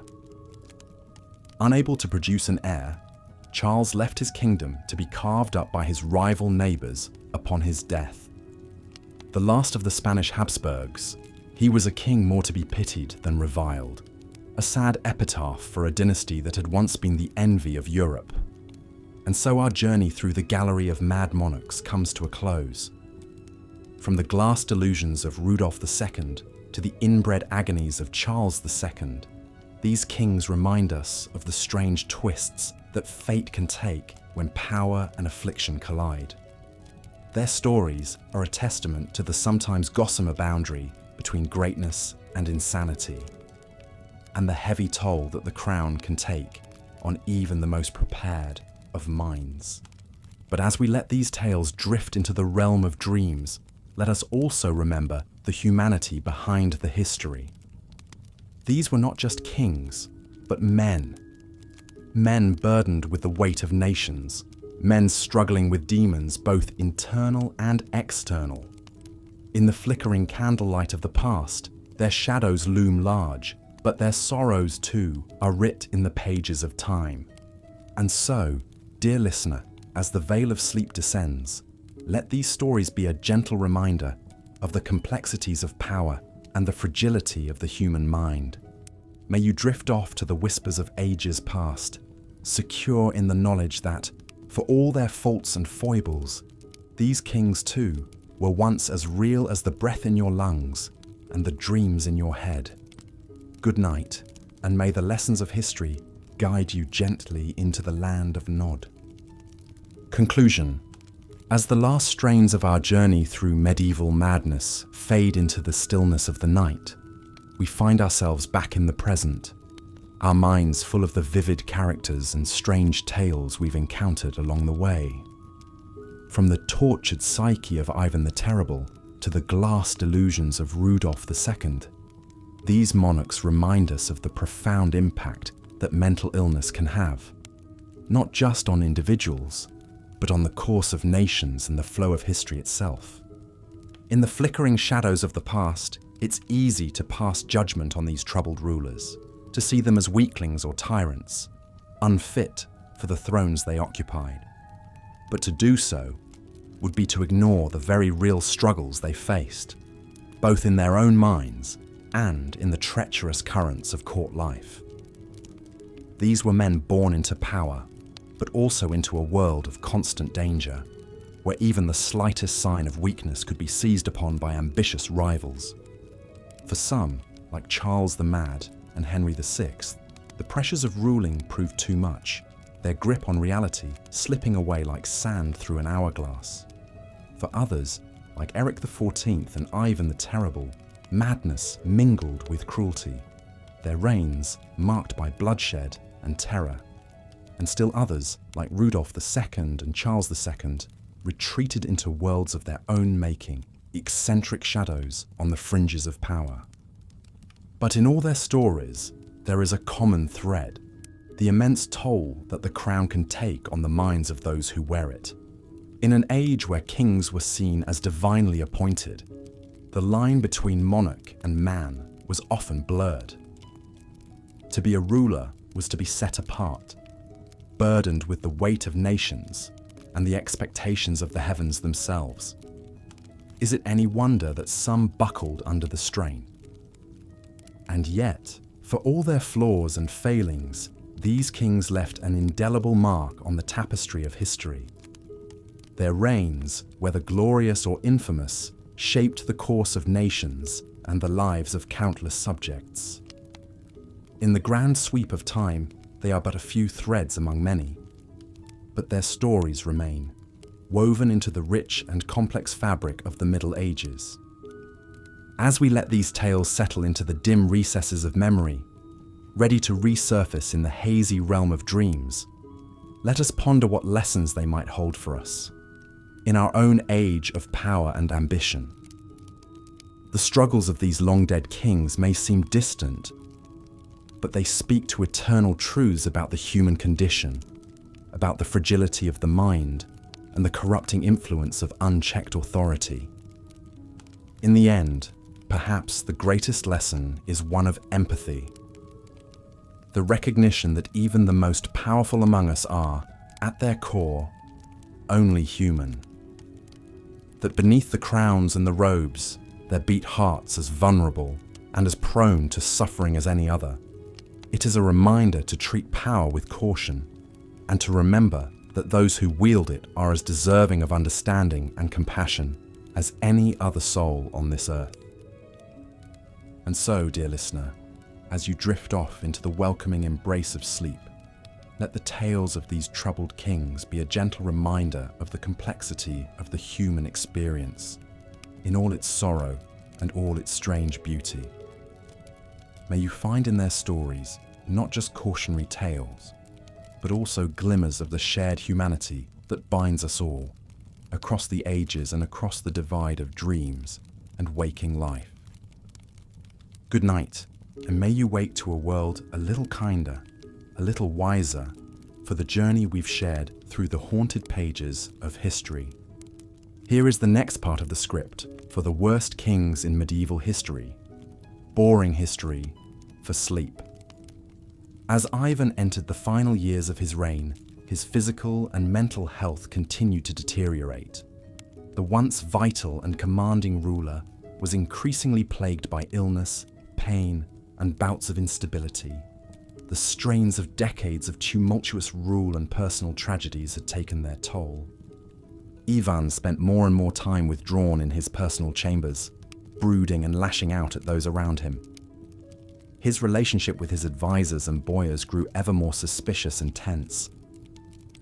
The Tsar saw enemies and conspiracies in every corner, his paranoia spiraling out of control. Sadly, even his own family was not spared from his growing madness and cruelty. In 1581, a tragic confrontation occurred that would haunt Ivan for the rest of his days. As the story goes, the Tsar entered the chambers of his pregnant daughter-in-law Helen to find her wearing what he considered immodest clothing. Enraged, Ivan viciously beat the young woman, causing her to miscarry the child. News of this assault reached Ivan's son and heir apparent, also named Ivan Ivanovich. The Tsarevich rushed to confront his father, demanding to know how he could commit such a heinous act. A violent argument broke out between father and son, with tempers soaring and the two men exchanging heated accusations and recriminations. In a fit of uncontrollable rage, Ivan struck his son on the head with his scepter, a heavy pointed staff. To the Tsar's horror, the blow proved fatal. Ivan Ivanovich collapsed, blood pouring from his temple, and died in his father's arms a few days later. The tragedy plunged Ivan into the depths of despair and unleashed an outpouring of grief across Russia. Consumed by guilt and regret, Ivan's health and sanity rapidly declined in the wake of this incident. He reportedly wailed, and beat his head against the walls, crying out for forgiveness. The once formidable Tsar became a shadow of his former self, so broken by remorse that he was unable to govern his realm. Without his favored heir to succeed him, Ivan was forced to name his younger, developmentally disabled son Fyodor as the next Tsar.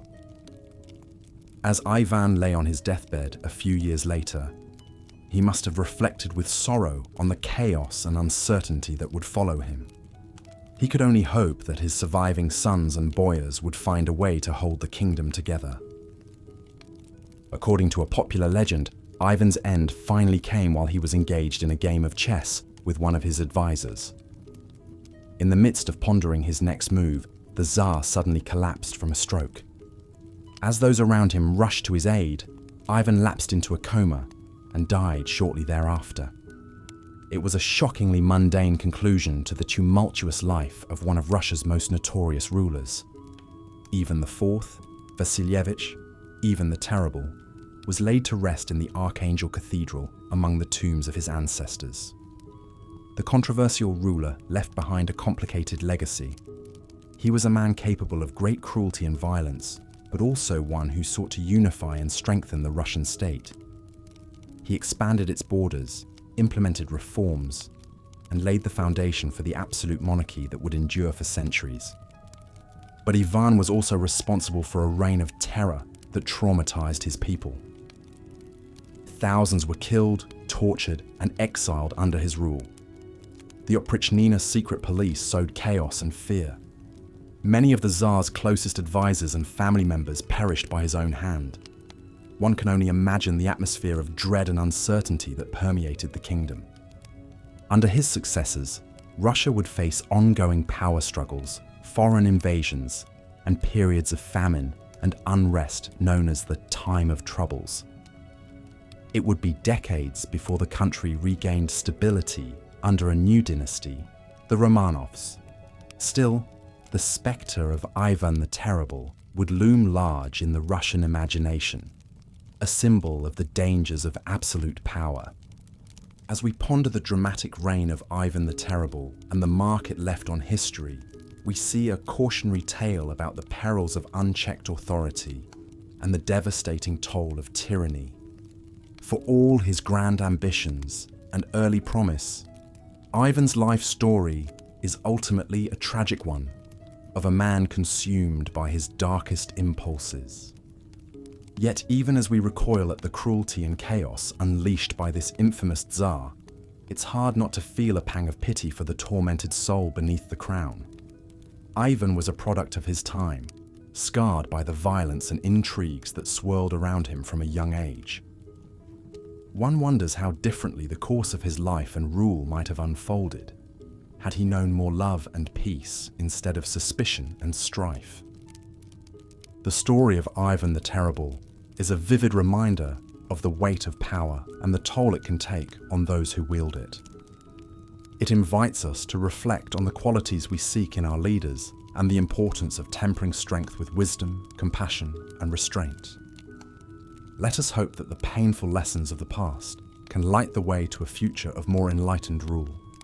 And so, as we bid goodnight to the tumultuous tale of Tsar Ivan IV, we gently turn our thoughts to the other mad monarchs who have captured the historical imagination.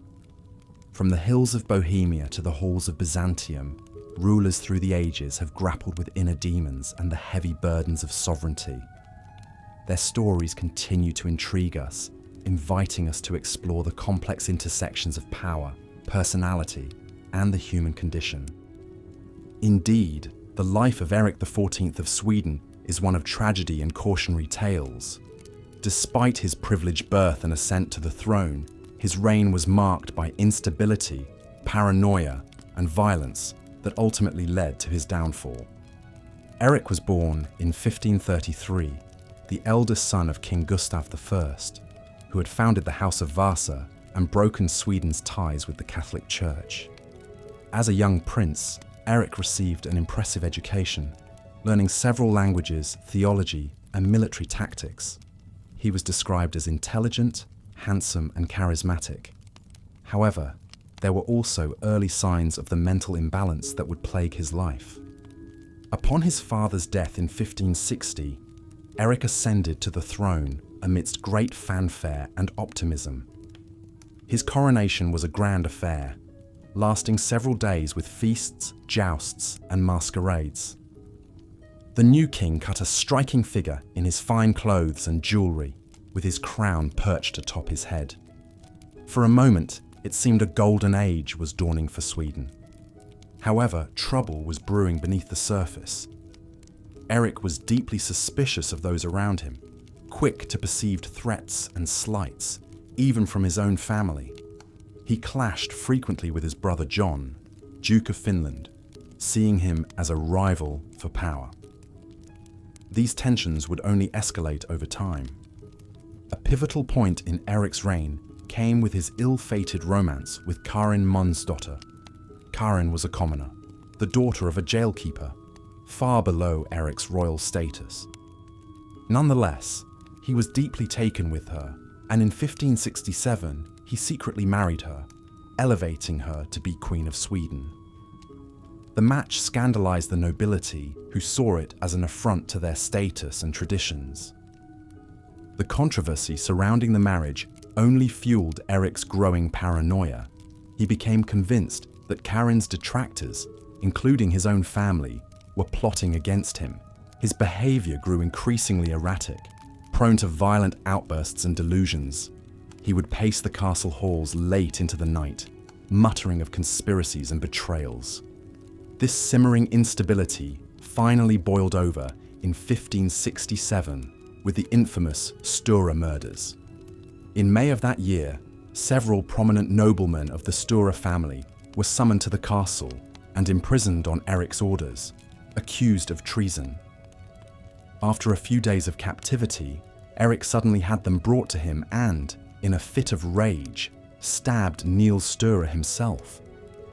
The rest of the men were subsequently killed by the guards on Eric's command. The murders shocked the nation and turned many against Eric for good. His brother John, whom he had also imprisoned, managed to escape and began gathering forces to depose the increasingly unstable king. Over the next year, a power struggle raged until finally John's forces captured Stockholm in 1568. Eric was forced to abdicate and John was crowned king in his place. Eric spent the rest of his life imprisoned, moving between various castles and strongholds. Despite his fall from power, Karin remained loyal to him, voluntarily sharing his imprisonment and providing what comfort she could. It is said Eric took some solace in music during these dark years, playing the lute and writing songs lamenting his fate. As time passed, Eric's mental state continued to deteriorate. He grew increasingly delusional, claiming at times to be a prophet or even God himself. There were periods he would refuse to eat, believing his food was poisoned. His once sharp mind slipped further and further into confusion and despair. Eric died in 1577 at the age of 43, likely from arsenic poisoning, though whether this was suicide, an accident from his experiments with alchemy, or murder on the orders of his brother John remains disputed. Looking back, it is hard not to feel some sympathy for Eric XIV. While his actions were undeniably cruel and his rule catastrophic for Sweden, he also seems to be a tragic figure, undone by mental illness beyond his control. His is a story of wasted potential, of a life unraveled by madness and isolation. In the end, perhaps the kindest thing that can be said of Eric is that he was as much a victim of his demons as those who suffered under his reign. A man who had everything, but in the depths of his mind, had nothing at all. As we move on from the sad tale of Eric XIII, we turn our gaze east, to the vast expanse of Russia and one of its most infamous rulers, Ivan IV Vasilievich, better known to history as Ivan the Terrible. Born in 1530, Ivan was given the title of Grand Prince of Moscow at the mere age of 3, after the death of his father Vasily III. His mother, Elena Glinskaya, initially acted as his regent, but she too died when Ivan was only 8. leaving the young prince at the mercy of Russia's warring nobility in their struggle for power and influence. These boyar elites took little interest in Ivan's care or education, essentially leaving him to fend for himself in the treacherous world of the Kremlin court. It was a cold, lonely childhood for the future Tsar, marked by deprivation, humiliation, and frequent abuse. Ivan would later recount how he and his deaf-mute younger brother Yuri were often left so hungry they had to beg for scraps from the palace staff. This grim upbringing undoubtedly left deep scars on Ivan's psyche. He grew up isolated and mistrustful, with a simmering resentment towards the nobility who had neglected and mistreated him. Even at a young age, there were glimpses of the cruelty to come, like when he was found tormenting small animals for amusement. Despite these dark beginnings, Ivan was a highly intelligent and ambitious youth. He was a voracious reader, devouring religious texts and historical chronicles with equal enthusiasm. He began to see himself as the divinely chosen ruler of Russia, tasked with restoring the prestige and power of the monarchy against the grasping boyars. This conviction became reality in 1547 when, at 16 years old, Ivan was officially crowned as the first Tsar of all Russia in an elaborate ceremony at the Dormition Cathedral. With the tolling bells and rising incense, Russia entered a new age of autocratic rule. Ivan wasted no time in stamping his authority on the state and beginning his life's work of expanding Russia's borders. In the early years of his reign, he enacted a series of popular reforms, revising the law code, convoking the First National Assembly, and reorganizing local government to give more control to the crown. He also led a series of successful military campaigns against the Tatar Khanates to the east and south, annexing vast new territories for Russia. For a time, Ivan was hailed as a hero by the Russian people for his strong leadership and victories against the old enemies of Rus. He cut an impressive figure, standing over 6 feet tall, with a muscular build and piercing eyes that were said to make men tremble. When he spoke, it was with a quick wit and eloquence that could charm or terrify as the mood took him. But all was not well in Ivan's mind and soul. He was prone to bouts of melancholy and paranoia, seeing conspiracies and betrayals all around him. His temper was notoriously mercurial, flashing from joviality to murderous rage in an instant. As the years passed, these darker impulses would come to dominate his reign. A key turning point came in 1560 with the death of Ivan's beloved first wife, Anastasia Romanovna. Ivan was gripped by grief and paranoia, becoming convinced that Anastasia had been poisoned by his enemies amongst the boyars. His suspicion particularly fell on the Romanov family and their allies, setting in motion a vicious cycle of plots, denunciations, and increasingly brutal purges. As the 1560s progressed, Ivan's rule became ever more erratic and oppressive. He unleashed the infamous oprichnina, a state within a state under his direct control, populated by a fanatical military order known as the oprichniki. Dressed all in black and riding black horses, the oprichniki became a symbol of terror, carrying out Ivan's will with torture, public executions, and the looting of his enemies' lands. The most notorious demonstration of their brutality came in the sack of Novgorod in 1570. Suspecting the city of treachery, Ivan ordered a campaign of shocking atrocity against its people. Thousands were tortured and killed, homes and churches burned, and women and children violently assaulted. The once great city was reduced to a smouldering ruin, and its plight served as a stark warning to any who dared defy the Tsar.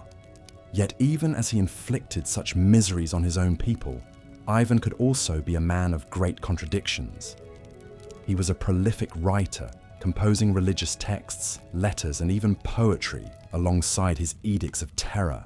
He would engage in impassioned theological debates with learned churchmen, positioning himself as a devout defender of the Orthodox faith. Famously, he carried on a long correspondence with Queen Elizabeth I of England, in which the two bantered, argued, and even considered the possibility of marriage to cement an alliance. Nothing ever came of these overtures, but they reveal an Ivan who could be charming, erudite, and statesmanlike when he so chose. Tragically, it was in his own family that Ivan's inner demons found their most devastating expression. In 1581, in the midst of a heated argument, he struck his pregnant daughter-in-law, causing her to miscarry. When his eldest son and heir, Ivan Ivanovich, confronted him over this, the Tsar flew into a rage and beat the young man, fatally injuring him with his scepter. In the aftermath, Ivan was consumed by despair, weeping over his son's corpse and begging for forgiveness. But the damage to his line and legacy was done. His later heirs were all sickly, and the dynasty would die out soon after Ivan, throwing Russia into the chaos of the time of troubles. In his final years, Ivan's health declined precipitously, likely worsened by mercury poisoning from his alchemical experiments. He grew increasingly withdrawn and depressive, spending long hours in prayer and penance for his sins. It is said he would often ring a special bell to call the people to Mass, only to then rail at them for their wickedness when they assembled. Ivan the Terrible died in March 1584, collapsing suddenly while playing a game of chess. The official cause was listed as a stroke, but rumors persisted of poison, either administered by his enemies or taken himself to escape his misery. Whatever the truth, his death marked the end of an era in Russian history. Looking back, Ivan IV remains one of the most complex and controversial figures ever to rule Russia. His centralization of state power and expansionist wars laid the groundwork for the rise of Imperial Russia as a great European power in later centuries.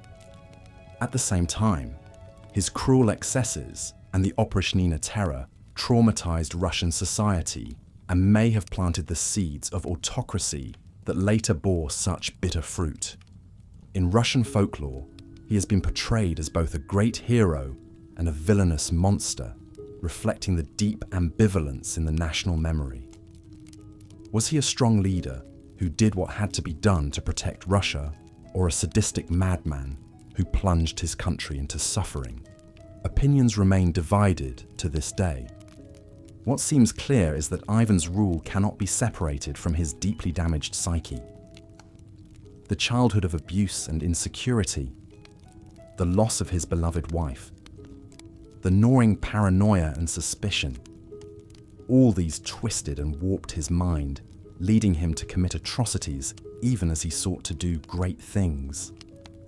In the end, perhaps Ivan the Terrible is best understood as a tragic figure in the Shakespearean mould, a man of great gifts brought low by the very flaws that made him exceptional. His life is a cautionary tale about the dangers of unchecked power mixed with an unstable mind, and the terrible human cost when a leader's inner demons are unleashed on the world. Moving on from the dark depths of Ivan the Terrible's reign, we come now to a selection of other rulers throughout medieval history who earned a reputation for eccentricity, madness, or just plain oddness during their time on the throne. One such figure is Rudolf II, Holy Roman Emperor from 1576 to 1612. Born into the powerful Habsburg dynasty, Rudolf was a man of great intelligence and curiosity, with a deep fascination for the arts and sciences. His court in Prague became a haven for all manner of artists, alchemists, astronomers and philosophers, turning the city into a vibrant cultural capital. However, Rudolf's interests could also veer into the bizarre and occult. He was obsessed with collecting rare and unusual objects, everything from ancient artifacts to strange mechanical devices. His palace, the Hradčin, was stuffed with a bewildering array of curiosities: exotic animals, fossils, astrological instruments, even supposed unicorn horns. Even stranger, were the persistent rumors that Rudolf believed himself to be made of glass. Courtiers whispered of how the emperor moved carefully through his chambers, fearful of shattering his fragile form. Some even claimed he had special padded clothing made to protect his glass body. Whether there was any truth to these stories, or if they were just a metaphor for Rudolf's increasing mental and physical frailty, remains uncertain. What is clear is that as time went on, Rudolf grew ever more reclusive and detached from the business of governing. He would shut himself away for days at a time, refusing to see anyone, lost in his own esoteric pursuits. He became fixated on alchemy, pouring funds into the vain quest to turn base metals into gold and create an elixir of eternal life. This neglect of duty caused Rudolf to lose authority over his lands, and eventually his own family conspired to depose him in favor of his more stable and orthodox brother Matthias. Rudolf stubbornly clung to power in Prague until his death in 1612, but his reign effectively ended in obscurity and irrelevance. Another monarch, whose grasp on reality was tenuous at best, was Justin II, Byzantine emperor from 565 to 578. He inherited the throne from his uncle Justinian I during a difficult time, with the empire straining under the weight of wars, religious turmoil, and an overstretched treasury.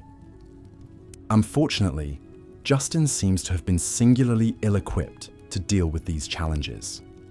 He was prone to erratic and irrational behavior almost from the start of his reign. He would make grandiose and unrealistic promises, fly into violent rages at the slightest provocation, and was consumed with paranoid delusions of conspiracies against him.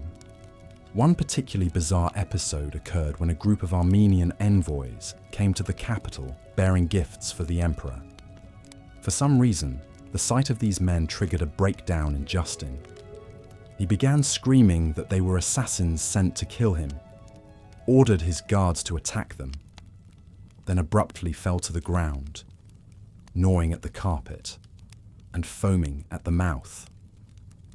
As Justin's madness progressed, the business of government came to a virtual standstill.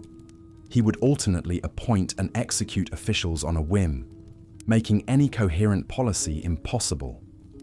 At one point, he became fixated on the idea of abdicating and handing power to a randomly chosen beggar as a holy fool. In the end, Justin was smothered to death in his bed, possibly on the orders of his own wife Sophia, who had been serving as regent during his increasingly deranged final years. His successor was the very competent general Tiberius II Constantine, who managed to stabilize the situation and hold the empire together.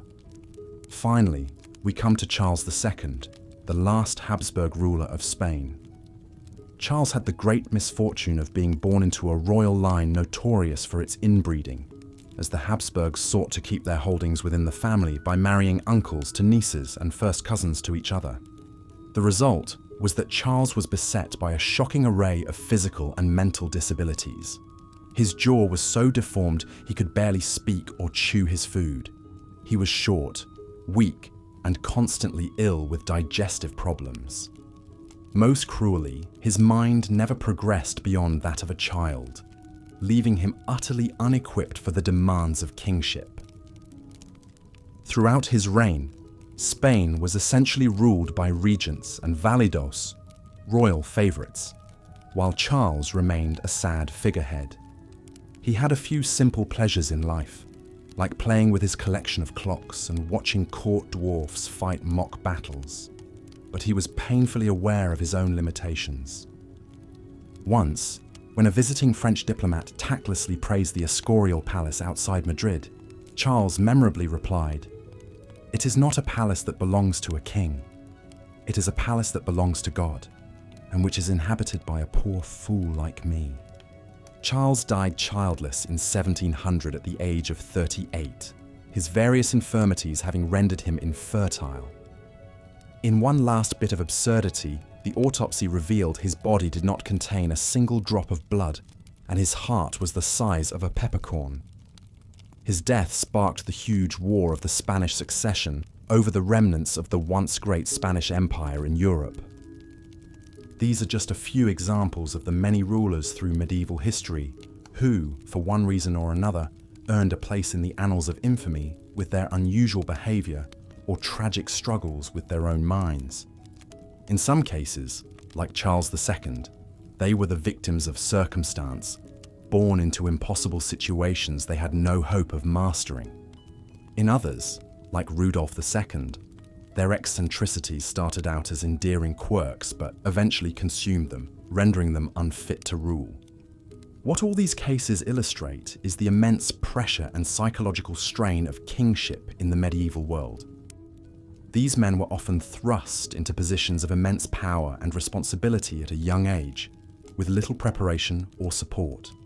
They faced constant threats from rivals, crushing expectations from their subjects, and the ever-present fear of gods.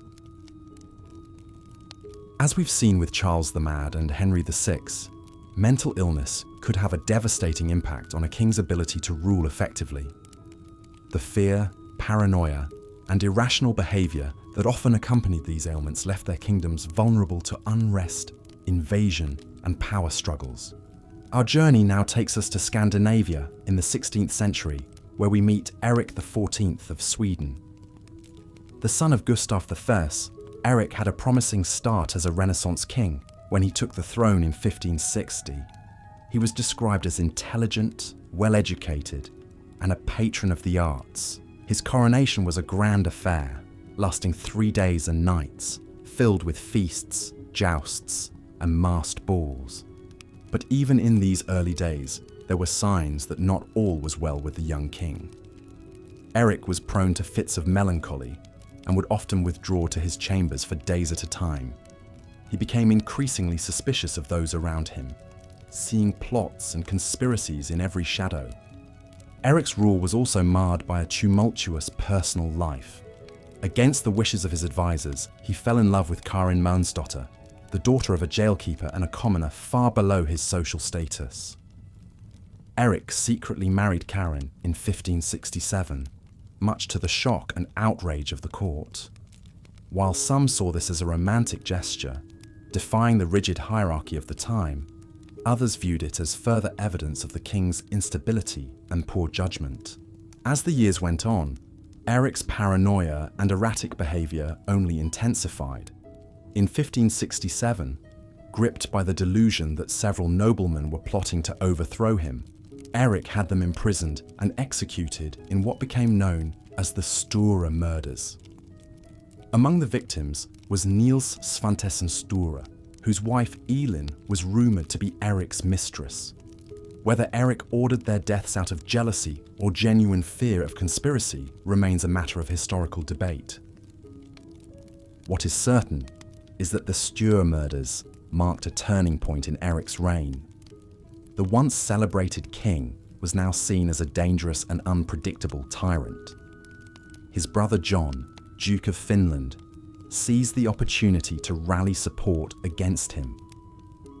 In 1568, Erik was dethroned and imprisoned, with John taking the crown as John III of Sweden. For Erik, it was the beginning of a long and tragic epilogue. He would spend the remaining years of his life shuffled between various castles and strongholds, a king without a crown, a prisoner in his own kingdom.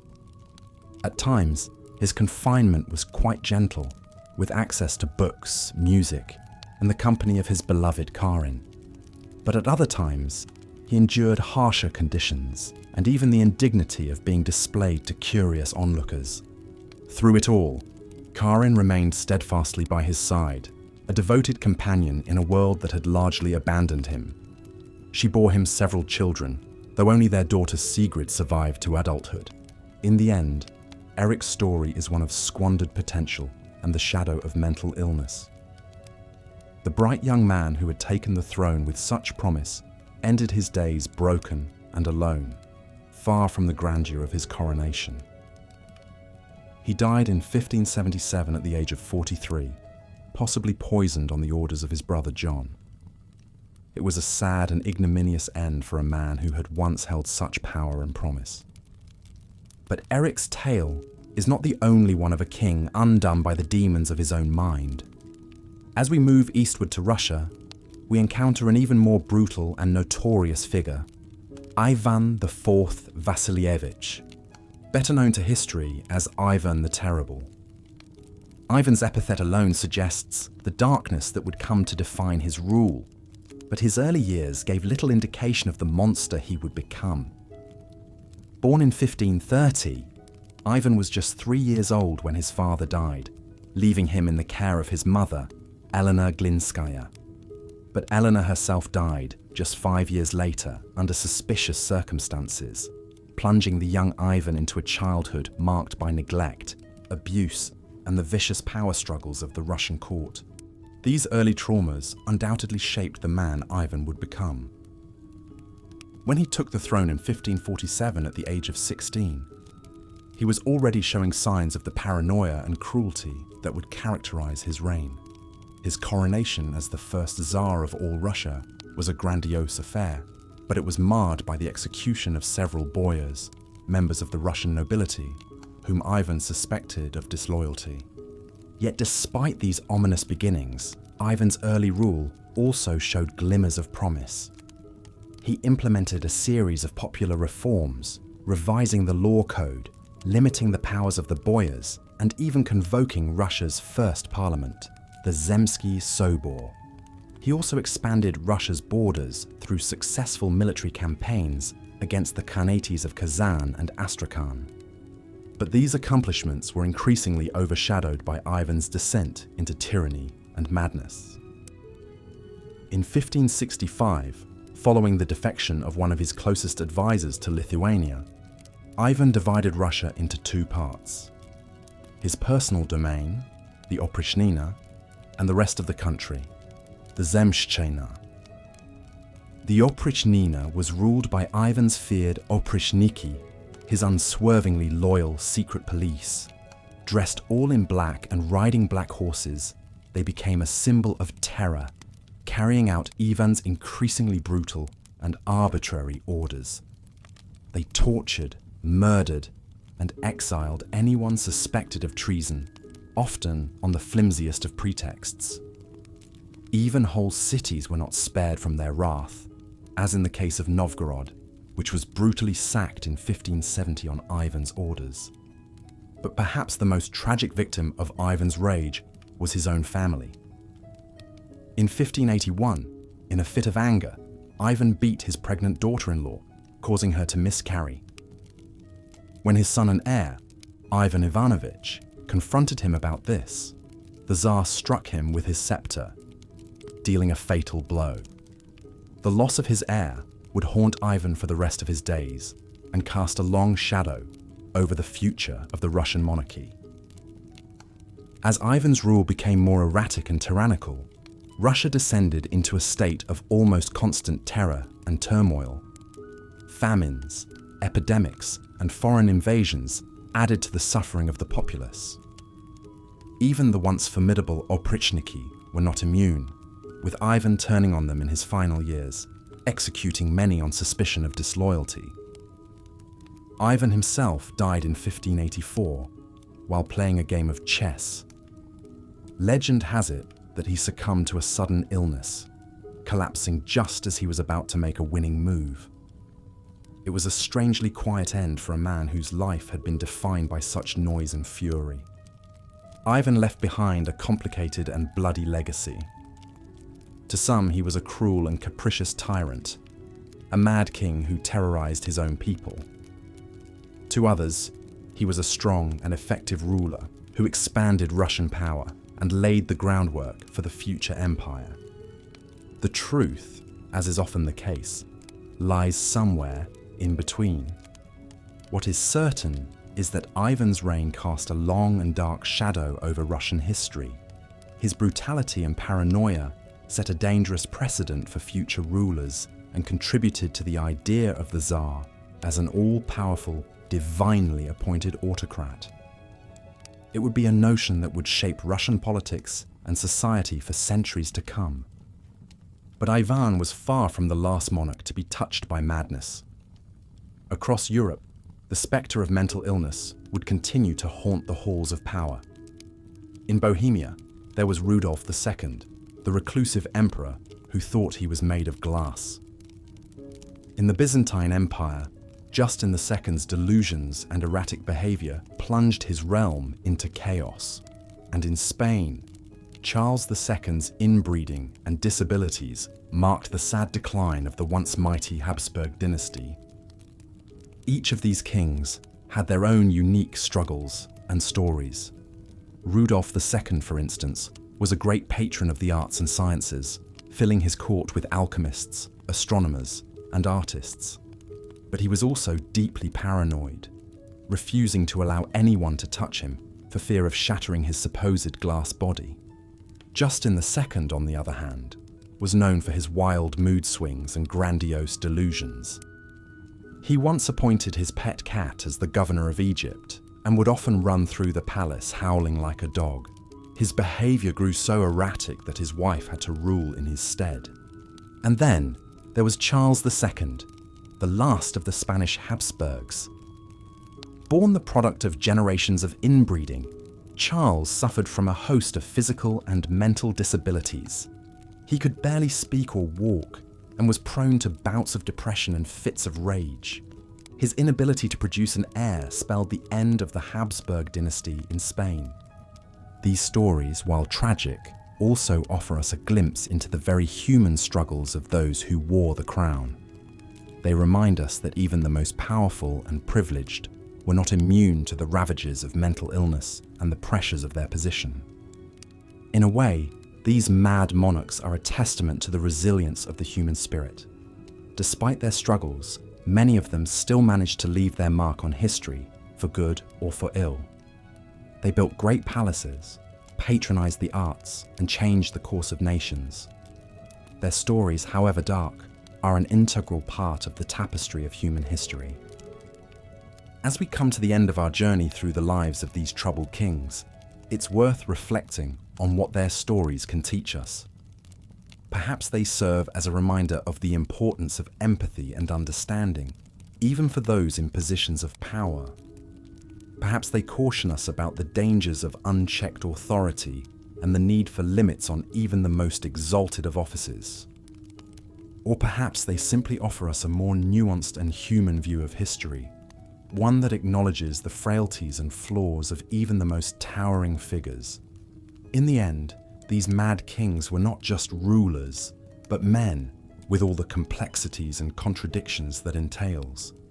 As we lay our heads down to rest, let us ponder these stories and the lessons they hold. Let us dream of a world where power is tempered with compassion, where even the mightiest are not beyond the reach of understanding and mercy. And so, good night, dear listener. May your dreams be filled not with the terrors of tyrants, but with the hope of a kinder, gentler world. May you rest easy, knowing that the mad kings of old are but a distant memory, and that a new day dawns, full of promise and possibility. Good night, and sweet dreams. As we explored in our last segment, mental illness could have a profound impact on the reigns of medieval kings, often with tragic consequences for both the monarch and their realm. But madness was not the only trait that could make for a disastrous ruler. Cruelty, pettiness, and plain incompetence also had their place in the rogues gallery of medieval monarchs. One king who combined several of these unfortunate qualities was John, King of England, from 1199 to 1216. The youngest son of Henry II and Eleanor of Aquitaine, John was never expected to inherit the throne. But after the death of his elder brother Richard the Lionheart, John found himself wearing the crown. And from the start, he seemed singularly unfit for the role. John had a talent for making enemies and alienating allies. He was notoriously cruel and petty, once ordering the capture of a particularly bothersome archdeacon and having him pressed to death under weights. He also had a habit of seducing, or some say assaulting, the wives and daughters of his barons, a pastime that won him few friends among the nobility. But it was John's bungling of the war with France that truly earned him infamy. Through a series of military blunders and diplomatic missteps, John managed to lose most of England's territory on the continent, including the ancestral lands of Normandy and Anjou. This was a devastating blow to the prestige and coffers of the English crown.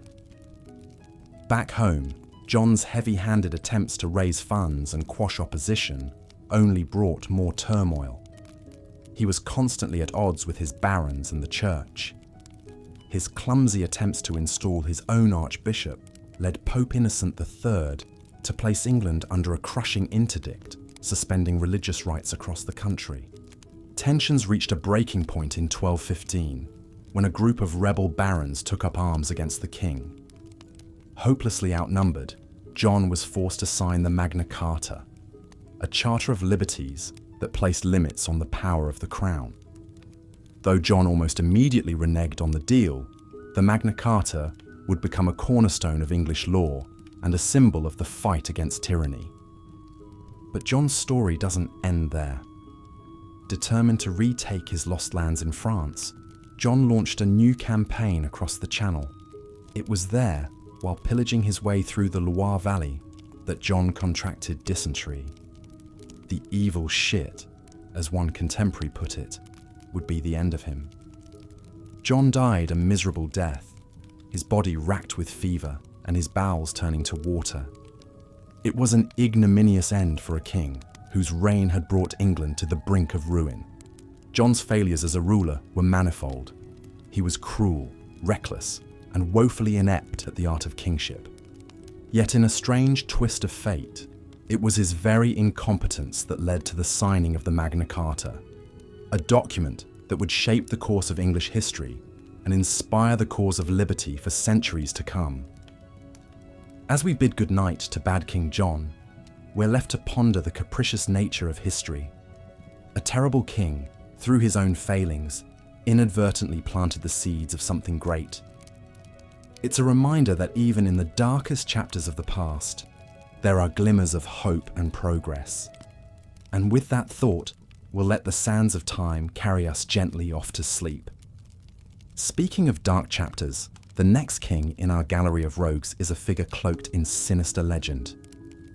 Vlad III, Prince of Wallachia, is better known to history by his ominous nickname, Vlad the Impaler. His story takes us to the blood-soaked borderlands of Eastern Europe in the 15th century. Vlad was born into a noble family in Wallachia, a principality sandwiched between the Christian kingdoms of Hungary and Poland, and the expanding Ottoman Empire. It was a precarious position, and one that required a ruler as ruthless as the enemies at his borders. In Vlad, Wallachia found a prince who was more than up to the task. From an early age, Vlad had known violence and brutality. As a child, he and his younger brother Radu were sent as hostages to the Ottoman court, a common practice at the time to ensure the loyalty of vassal states. There, Vlad witnessed firsthand the cruelty and casual bloodshed that was a part of Ottoman statecraft. When Vlad finally took the throne of Wallachia in 1456, he was determined to rule with an iron fist. He saw threats all around him, from the Ottomans, from rival noble families, and from anyone who dared to challenge his authority. And he met these threats with a singular brand of brutality that would make him a legend.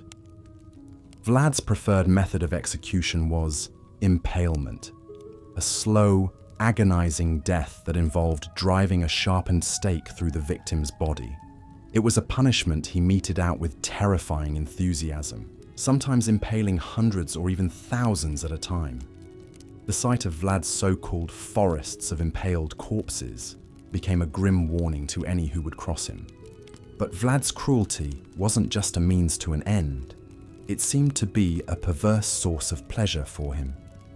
He reportedly dined among his impaled victims, dipping his bread in their blood. He once had a group of beggars locked in a banquet hall and burned alive, saying he was freeing them from their misery. Even by the brutal standards of the time, Vlad's sadism was shocking. Yet for all his cruelty, Vlad was also a shrewd and capable ruler. He was a skilled warrior who won several key victories against the Ottomans, and he worked to strengthen Wallachia's defenses and centralize his own power. In a region beset by foreign invaders and internal strife, Vlad managed to keep Wallachia independent and secure, albeit at a terrible cost. Vlad's bloody reign finally came to an end in 1476 when he was killed in battle against the Ottomans. His head, so the story goes, was cut off and sent to Constantinople as a trophy. But even in death, Vlad's dark legend only grew. In the centuries that followed, he would become a figure of folklore and fantasy, the inspiration for Bram Stoker's Dracula and countless other tales of horror. As we let the grim saga of Vlad the Impaler fade into the shadows of history, we're left to contemplate the nature of evil and the thin line between cruelty and necessity. In a time and place where violence was often the only currency of power, Vlad used it with a singular brutality that still has the power to shock and horrify us today. Yet his story also reminds us of the complex web of circumstances that can shape a tyrant, the harsh realities of a dangerous world, the traumas of a violent upbringing, the heavy burdens of rulership. With those sobering thoughts, we'll let the ghosts of the past recede into the mists of time and allow ourselves to drift into a hopefully more peaceful slumber. Good night, and may your dreams be gentler than the bloody nightmares of history. As we've seen, Ivan the Terrible's reign was a tumultuous and tragic chapter in Russian history. His early promise as a strong, reforming ruler gave way to paranoia, cruelty, and tyranny in his later years. The loss of his beloved wife, Anastasia Romanovna, seemed to unbalance Ivan, and he grew increasingly unstable and violent. The story goes that in 1565, Ivan formed the Oprichniki, his own loyal band of secret police, dressed in black and riding black horses.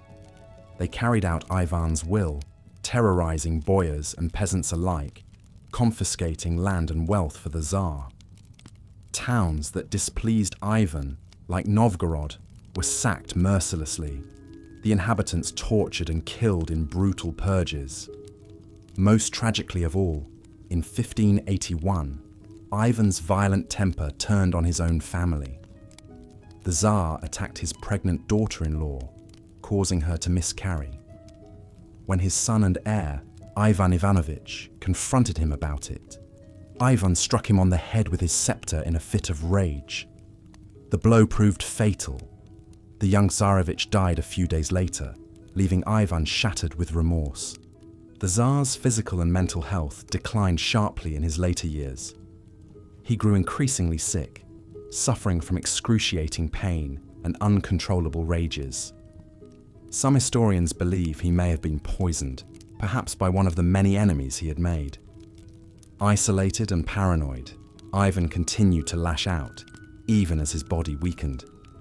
According to legend, on March 18, 1584, Ivan was sitting down to a game of chess when he suddenly fell ill.